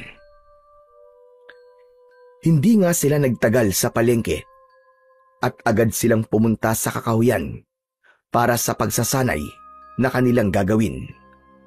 Pagkalipas ng ilang minutong paglalakad, ay tumambad sa kanilang paningin ang lugar kung saan ay merong mga nakatayong mga kahoy na sinadyang ibaon. Ang paligid ay napapalibutan ng matataas na mga puno na nagsisilbing bubong laban sa sikat ng araw. Habang ang mga ugat at damo sa lupa ay nagsusulputan na parang mga ahas na gumagapang. Sa isang maluwag na bahagi ng gubat, nilinis ni Pedro ang lupa gamit ang kanyang jungle bolo. Isang mabigat at matalim na kayang sumibak ng mga sanga at kawayan. Dito niya ginamit ang kanyang lakas at kasanayan ayon sa sinabi ni Tatay Inok. Ang mga troso na nakatayo ay ginawa niyang target. Bawat hampas ng jungle bolo ay may tunog na matalim na sumasama sa hangin. Sa paligid ay naririnig ang huni ng mga ibon at kaluskos ng mga hayop sa damuhan. Tila nakikiisa sa kanyang puspusang pagsasanay. Ang pawis ay tumutulo na sa kanyang noo at ang bawat galaw niya ay nagpapakita ng tapang at determinasyon. Ang lugar na yon, bagamat payak, ay nagsilbing lihim na pugad kung saan hinuhubog ni Pedro ang kanyang sarili. Hindi lamang bilang mandirigma, kundi bilang taong handang ipaglaban ang baryong nilipatan. Habang si Juan naman ay nagsisimula na rin sa pagsasanay gamit ang kris, isang sandatang may kakaibang anyo. Ang talim naman nito ay alon-alon na parabang dumadaloy na tubig. Sa bawat pagwasiwas ng mga kamay nito, kumikislap ang bakal na tila apoy na sumasayaw. Mahigpit ang kapit nito at bawat hakbang sa damuhan ay sinasalubong ng mabilis at tiyak na galaw. Ginawa nilang katulong ang katahimikan ng gubat. Ang tunog ng pagbugso ng hangin at huni ng mga ibon ay naging musika sa kanilang pag-iensayo. Ang bawat hampas, bawat salag at bawat saksak ng kris ay hindi lamang pagpapatalas ng kakayahan, kundi isang ritual ng disiplina at lakas ng loob para kay Juan. Sumasabay ang dikta o utos ni Tatay Inok sa magkapatid. Tuluyang nagpamalas ng husay ang magkapatid nang matutunan nila ang itinuro ni Tatay Inok. Ngunit habang nag-iensayo ay bigla silang sinalakay ng mga kalalakian na nakabahag at may mga pana sa likod. May mga pinturang kulay puti ang mga muka at sumisigaw ng kakaibang pag-angil at paghuni ng bibig. At tanging ang mga ito lamang ang nagkakaintindihan. Pinalibutan sila ng kakaibang mga nilalang. Handa kayo! Sila ang mga kanibal sa umaga at aswang sa gabi. Magagamit na ninyo ngayon ang mga natutunan ninyo. Maging si Tatay Inok ay humanda na rin sa pakikipaglaban sa mga bagong dating na nilalang. Halos 10 ang bilang ng mga taong may kakaibang mga itsura. Lahat ay nakangisi na kulay pula ang mga mata. Ang mga ngipin ng mga ito ay matutulis na parang pangil ng mababangis na mga hayop. Nakatayo sa gitna ng maluwag na kakahuyan ng 3 habang pinakikiramdaman ang galaw ng mga kanibal sa kanilang paligid. Tangan-tangan ang kanilang mga sandata laban sa mga pana ng kalaban. Mabilis ang tibok ng puso ni Pedro ng mga sandaling yon, dahil yon ang unang beses na laban na gaganapan nilang dalawa ni Juan. Sa kaliwang tabi ay si Juan. Mahigpit ang hawak nito sa kris, handa sa bawat pag-atake ng mga kalaban. Mag-iingat kayo magkapatid. Talasan niyo ang inyong pakiramdam. Kayo rin po, Tatay Inok. Sa tingin ko po, kanina pa po nila tayo pinapanood sa pagsasanay. Kuya, wag na muna kayo magsalita. Para kasing nagbabalik na silang umatake. Tignan nyo. Hindi nga nagkamali si Juan sa sinabi nito. Unang sumugod ang 3 kanibal. Mabilis na parang mga hayop na gutom. Isang malakas na hampas ng jungle bolo ni Pedro ang dumurog sa isang balikat ng kanibal, habang ang isa naman ay tumilapon sa damuhan nang salubungin ng kris ni Juan ang iba pang kanibal. Lumipad ang mga palaso mula sa kanilang mga kalaban. Matagumpay naman na naiwasan yun ng magkapatid. Para silang hangin na nakikipagsabayan sa mga pag-atake ng mga kanibal na takam sa kanilang mga dugo at laman. Bawat sugat na tinatamo ng magkapatid ay nagdudulot ng pagka-agresibo sa mga kanibal na walang tigil sa pag-atake. Juan, puntiryahin mo kanilang leg. Ikaw naman, Pedro, salagin mo ang lumilipad nilang palaso gamit ang iyong bolo. Pero, Tatay Inok, kahit malapitan ang pag-atake ng mga kanibal, ay hindi nakaubra ang mga yun sa bilis ni Pedro. Para bang naging malakidlat na sa pagkilos ang binata. Yun ang kapangyarihang hatid ng sandata sa magkapatid.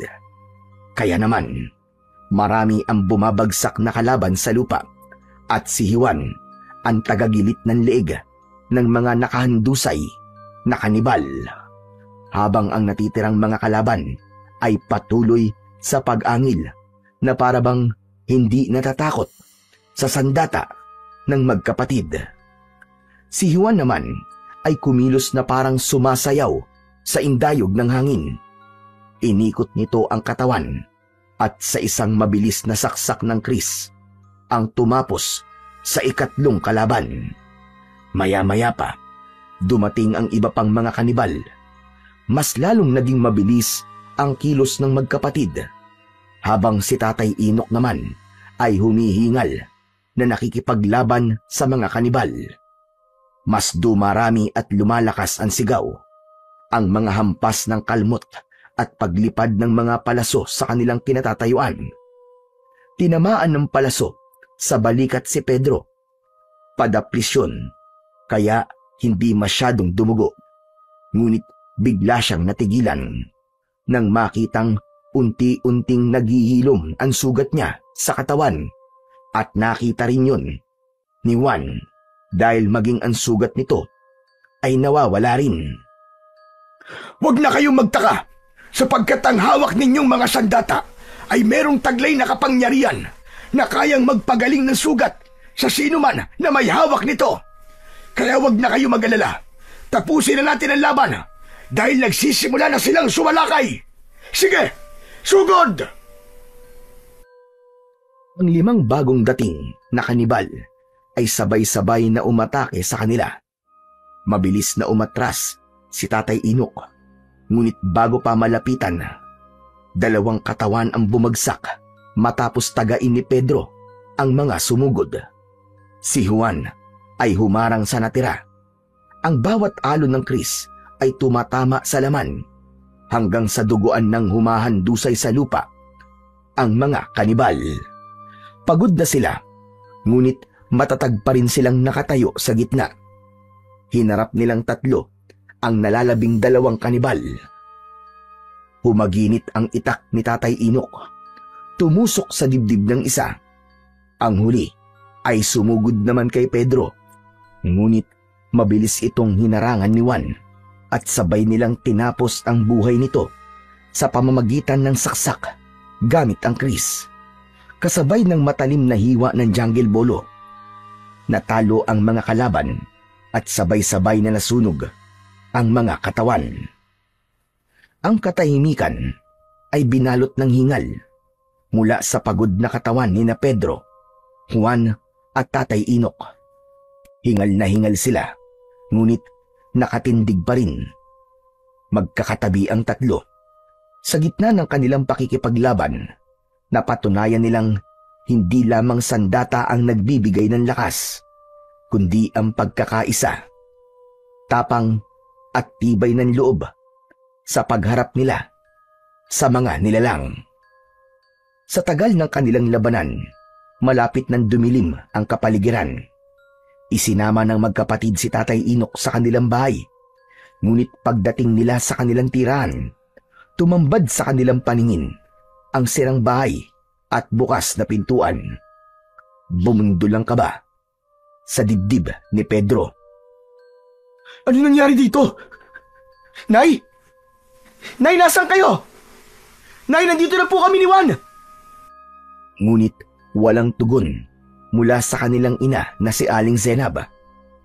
Naluluwang pumasok sa loob ng bahay si Juan at hinanap ang ina sa lahat ng sulok ng bahay. Pagbalik sa labas ay naluluha itong nagsalita habang nanginginig ang katawan dahil sa takot at pag-aalala. Kuya, nawawala si nanay. Hindi natin siya dapat iniwanan mag-isa dito. Malamang na merong kumuha sa nanay nyo. Sa itsura ng bahay nyo, parang nagkaroon ng matinding habulan mula sa mga taong kumuha sa inyong ina. Tatay Inok, ano na pong gagawin namin? Tulungan niyo po kaming mahanap si nanay. May sakit po siya, Tatay Inok. Baka po kung ano po nangyari sa kanya. Sa palagay nyo, sino ba ang kukuha sa nanay nyo? Bago lamang kayo rito sa baryo at imposibleng may magtangka sa buhay ng nanay nyo. Hindi po bago si nanay sa lugar na to, Tatay Inok. Dahil dito po siya ipinanganak. Kaya nga po nagtataka kami kung bakit bumalik siya rito eh. Kung ganito po pala kagulo ang lugar na to. Sino pang nakakaalam sa lugar na to? Si Mang Kepwing po. Yung albularyo pong gumamot kay nanay. Mang Kepwing? Mang Kepwing baka mo? Isang albularyo? Teka, parang narinig ko na ang pangalan niya. Pero hindi siya isang albularyo. Kilala ko ang lahat ng albularyo sa baryong ito. Imposible yun. Dahil palagi ako naglilibot sa baryong ito. Biglang nangihinang napaatras ng hakbang ang matanda. Bumakas ang takot sa mga mata nito at nag-aalalang napasulyap sa kanilang dalawang magkapatid. Hindi maaari. Kung hindi ako nagkakamali, si Kepwing ang nagdala sa nanay niyo sa kanilang tribo. Po, bakit naman po makakarating sa tribo si nanay? Dahil nakakasigurado ko si Kepwing na tinutukoy niyo ay ang anak ng pinuno ng mga kanibal na napatay ko at balak na magiganti sa akin. Siya ngayon ang pinuno ng mga aswang na kanibal. Pero bakit naman po madadamay si nanay? Wala po siyang alam sa away niyo. Yun na ngang ipinagtataka ko, Pedro. Dahil ang kanilang mga pinapatay ay ang lahat ng may kinalaman sa aking lahi. Pero Tatay Inok, nabanggit po din nanay sa amin na kaibigan daw po niya si Mang Kepwing. Kaya po nagtiwala po kami ni Kuya sa kanya. Nagtiwala kayo? Kahit mabigat ang nararamdaman niyo sa kanya, di ba? Ang taong merong masamang budi, kadalasan ay nararamdaman ng mga taong nakapalibot sa kanya ang bigat ng kanyang presensya. Posibleng ginamitan ng hipnotismo ang nanay niyo para umanib siya sa kanilang lahi. Tiyak na may ibang dahilan. Nasa panganib ngayon ang nanay niyo. Kuya, Tatay Inok, kailangan po nating hanapin ang kinaroroonan ng kanilang tribo. Hindi po kami maaaring manatili rito nang hindi naililigtas ang nanay namin. Tapat na po siguro mga natutunan namin pagdating po sa pakikipaglaban, Tatay Inok. Pagkatapos po namin marinig na nasa panganib po ang nanay namin, hindi po kami mapapalagay dito. Sige, tutulungan ko kayo. Sa palagay ko ay kasalanan ko rin kung bakit nadamay kayo magkapatid. Marahil ay iniisip nilang mga apo ko kayo, kaya kinuha nilang nanay nyo. Sa gabi sila magsasagawa ng ritual kapag merong bagong sapi sa kanilang pangkat. Kaya habang hindi pa dumidilim ang paligid, ay hahanapin natin kung nasaan sila nagtatago. Simulan na po natin ang paghahanap sa kanila, Tatay Inok. Nagmamadaling kumilos ang tatlo sa paghahanap sa kuta ng mga kanibal. Binalot ng pag-aalala ang dibdib ni Pedro, ganun din si Juan. Hanggang inabutan na sila ng pagdilim sa daan. Tanging tanglaw lamang nila ay ang maliwanag na sikat ng bilog na buwan. Tahimik na naglakad sina Tatay Inok, Pedro at Juan sa pusod ng kagubatan. Ang kanilang mga yapak ay halos hindi marinig sa makapal na damo. Ngunit ang kanilang mga mata ay malikot na parabang alerto sa bawat galaw ng paligid. Maingat nilang sinusuyod ang bawat sulok ng gubat. Sa kanilang mga puso ay iisa lamang ang layunin. Hanapin ang tribo ng mga aswang para iligtas ang kanilang ina na si Aling Zenab. At nang matuldukan na ang matagal ng paghasik ng lagim at takot sa kanilang baryo, maya-maya pa ay unti-unting nagbabago ang klima ng paligid. Ang mga puno ay nagmistulang kublihan at ang hanging pumapaloob ay mabigat. Amoy ng nabubulok na laman at dugo ng tao ang umalingasaw sa buong paligid. Nararamdaman kong malapit na tayo sa kanilang tribo. Kaya humanda na kayong dalawa. Mahinang bulong ni Tatay Inok sa magkapatid habang ang mga mata ay kumikislap sa dilim. Narinig nila ang alingaw-ngaw ng mga nakakatakot na halakhak mula sa di kalayuan. Ang tunog ay hindi pangkaraniwan. Malalim, gutom, at punong-puno ng kasamaan. Dumagdag pa rito ang mga matang nagliliwanag mula sa kadiliman. Dahan-dahang lumitaw mula sa pagitan ng mga puno ng kahoy. Sa wakas, natagpuan nila ang kanilang hinahanap, ang nakatagong tribo ng mga aswang. Kitang-kita ni na Pedro at Juan ang kanilang ina na nakagapos sa kawayang nakabalagbag sa itaas ng kakahuyan. Walang malay at merong mga pasa sa katawan. Habang ang malaking kawa ay kumukulo, nakalagay ang mga lamang loob ng mga biktima ng mga ito. Sa gitna ng nag-aalab na mga sulo, nagsasayaw ang mga nilalang na kalahating tao at kalahating halimaw. Ang mga balat ay kulay abo, ang mga kuko ay matutulis, at ang mga ngipin ay kumikintab sa dugo ng huli nilang mga biktima. Tahimik na nagtagpo ang tingin ng tatlo. Walang salita, ngunit malinaw ang kanilang pasya na ang labanan ay hindi na nila maiiwasan. Pumunta sa gitna ng mga aswang si Mang Kepweng. May hawak itong sibat na gawa sa matulis na bato. Alam kong susugod kayo sa tribo namin dahil hawak ko ang pinakamahalagang bagay sa mga buhay nyo. Nagkakamali ka. Wala akong kinalaman sa kanila. Kaya wag mo silang idamay.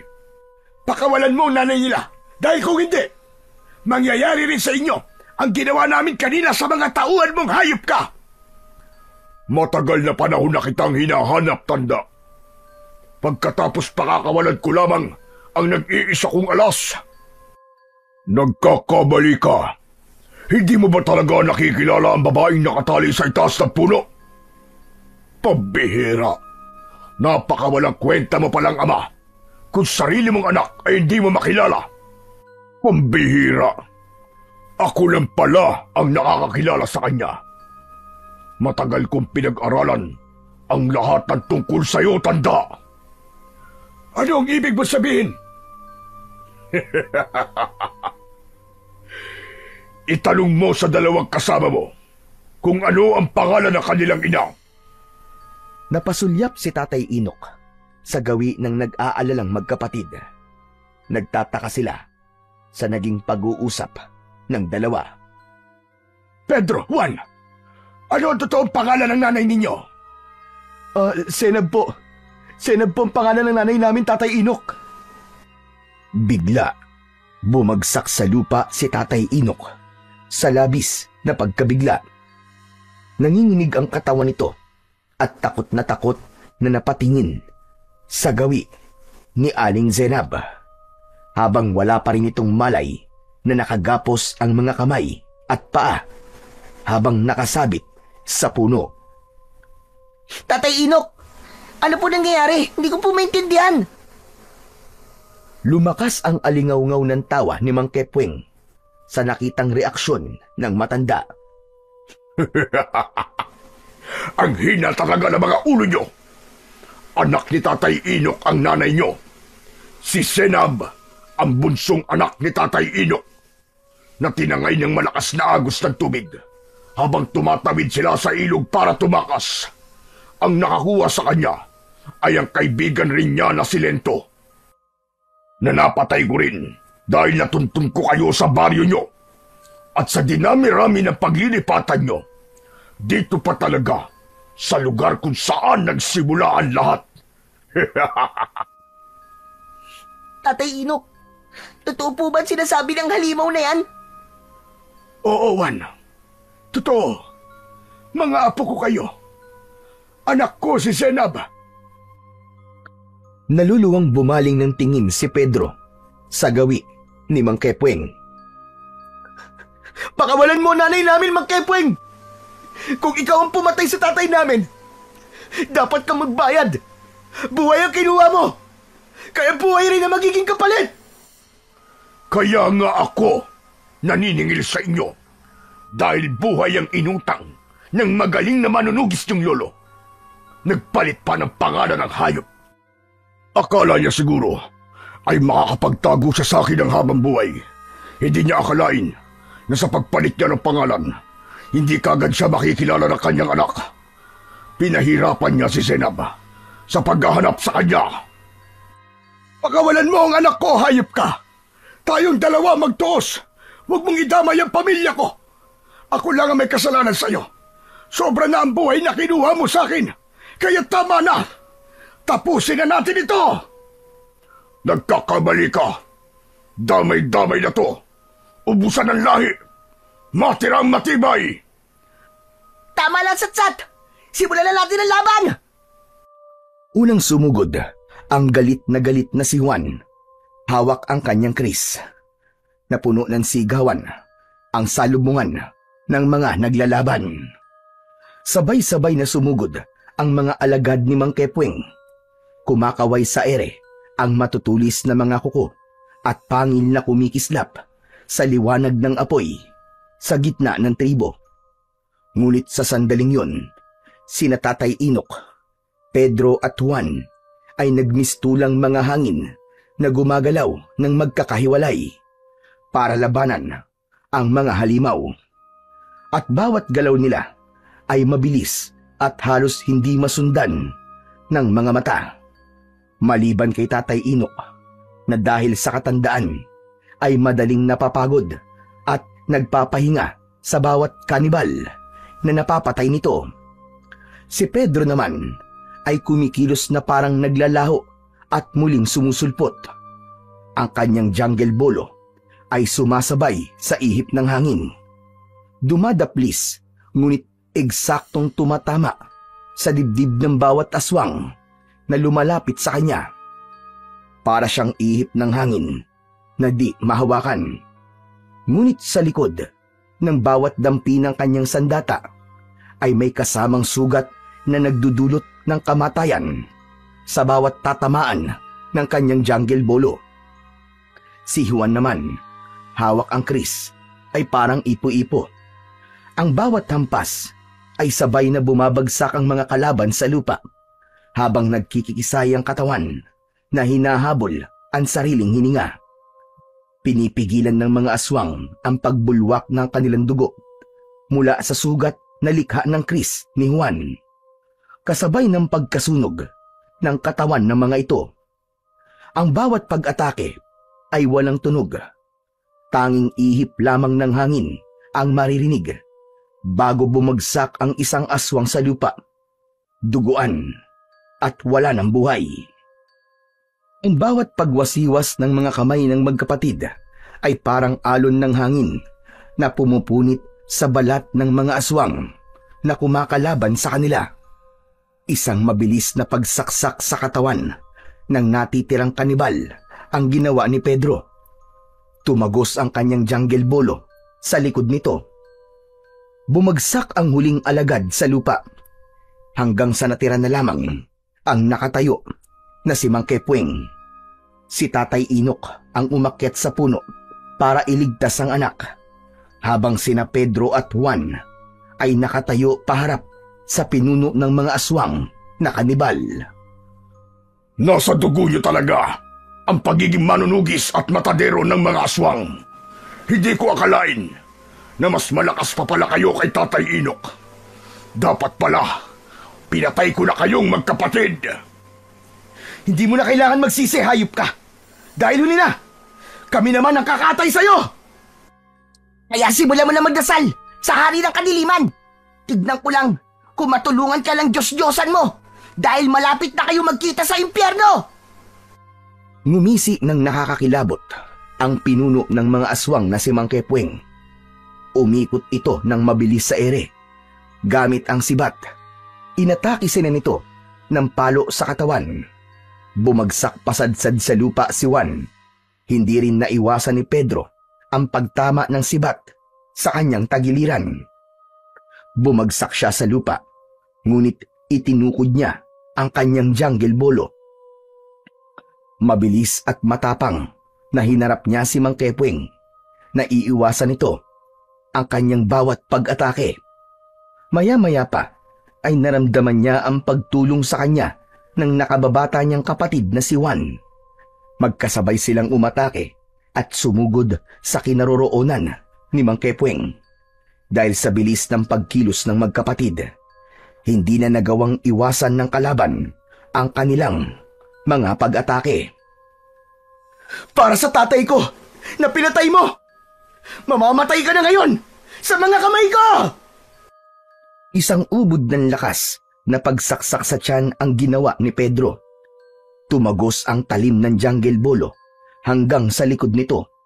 Kasunod ng pag-ikot naman ni Juan gamit ang kris. Nilaslas nito ang leeg ni Mang Kepweng at sabay nilang binunot ang kanilang mga talim. At inulit ang pagsaksak sa katawan nito hanggang sa bumagsak sa lupa si Mang Kepweng. Naliligo ito sa sariling dugo at kung ano ang naging itsura ng mga naging biktima nito ay ganun din ang sinapit ni Mang Kepweng. Dilat ang mga mata at may lumalabas na dugo sa ilong at wakwak ang tiyan dahil sa tama ng jungle bolo ni Pedro. Habang ang leeg naman ito ay balat na lamang ang nakadikit sa katawan. Tila kinatay na baka. Brutal at malalang ganti ng magkapatid na matadero ang sinapit ng pinuno ng mga aswang. Napasulyap ang magkapatid sa gawi ni Tatay Inok, habang ang kanilang ina na si Aling Senab ay nagkamalay na. Anak! Senab! Ang Tatay Rodolfo mo to! Ako si Tatay Inok! Tinulungan ako ng mga anak mo! Patawarin mo ko! Hindi ko alam na buhay ka pa! Ay, Diyos ko! Buhay nga po kayo! Salamat sa Diyos! Nahanap mo ko! Oo, anak. Ang mga anak mong sina Pedro at Juan ang nakahanap sa akin.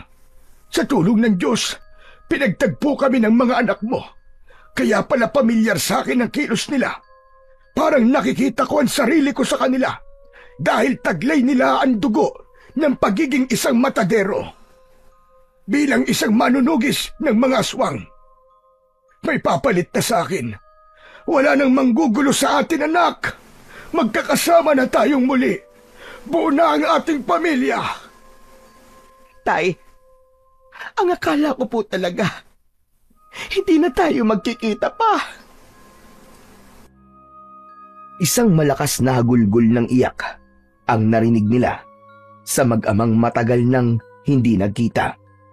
Habang sina Juan at Pedro naman ay hawak pa rin ang sandata na tumutulo pa ang sariwang dugo ni Mang Kepweng. Napalapit sila sa kinaroroonan ng kanilang ina. Inalalayan nila itong tumayo at nilisan ang lugar na yon ng magkakasama.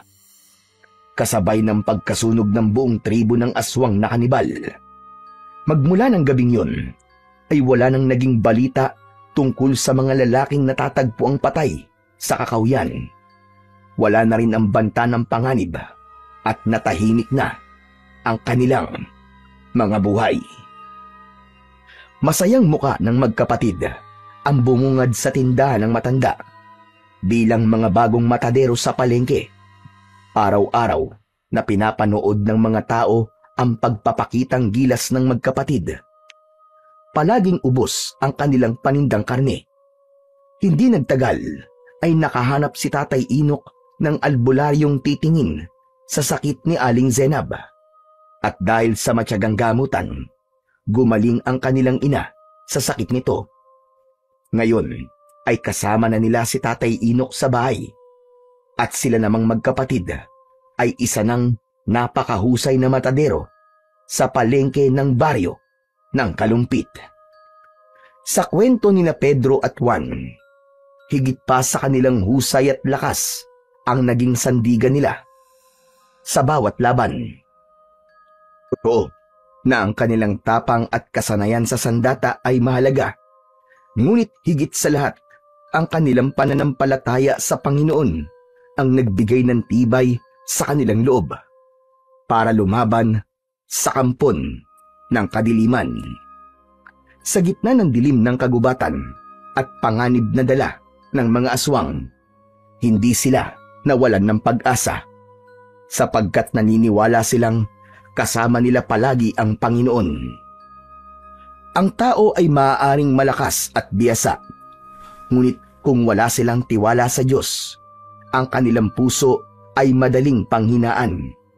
Si Pedro at Juan ay nagtagumpay hindi lamang dahil sa kanilang sariling lakas, kundi dahil naniwala silang hindi sila nag-iisa, na sa bawat hampas ng kanilang mga sandata, ang Diyos ang gumagabay sa kanila. Ipinakita nila na ang pagmamahalan ng isang magkapatid ay palaging magkasama sa hirap at ginhawa. Dahil sa ating sariling buhay, hindi man natin kahaharapin ang mga kanibal o aswang, haharapin naman natin ang iba't ibang klase ng pagsubok na susukat sa ating katatagan. Kaya piliing maging mabuting tao upang ang kaparusahan ay hindi natin sapitin sa kamay ng may likha sa atin.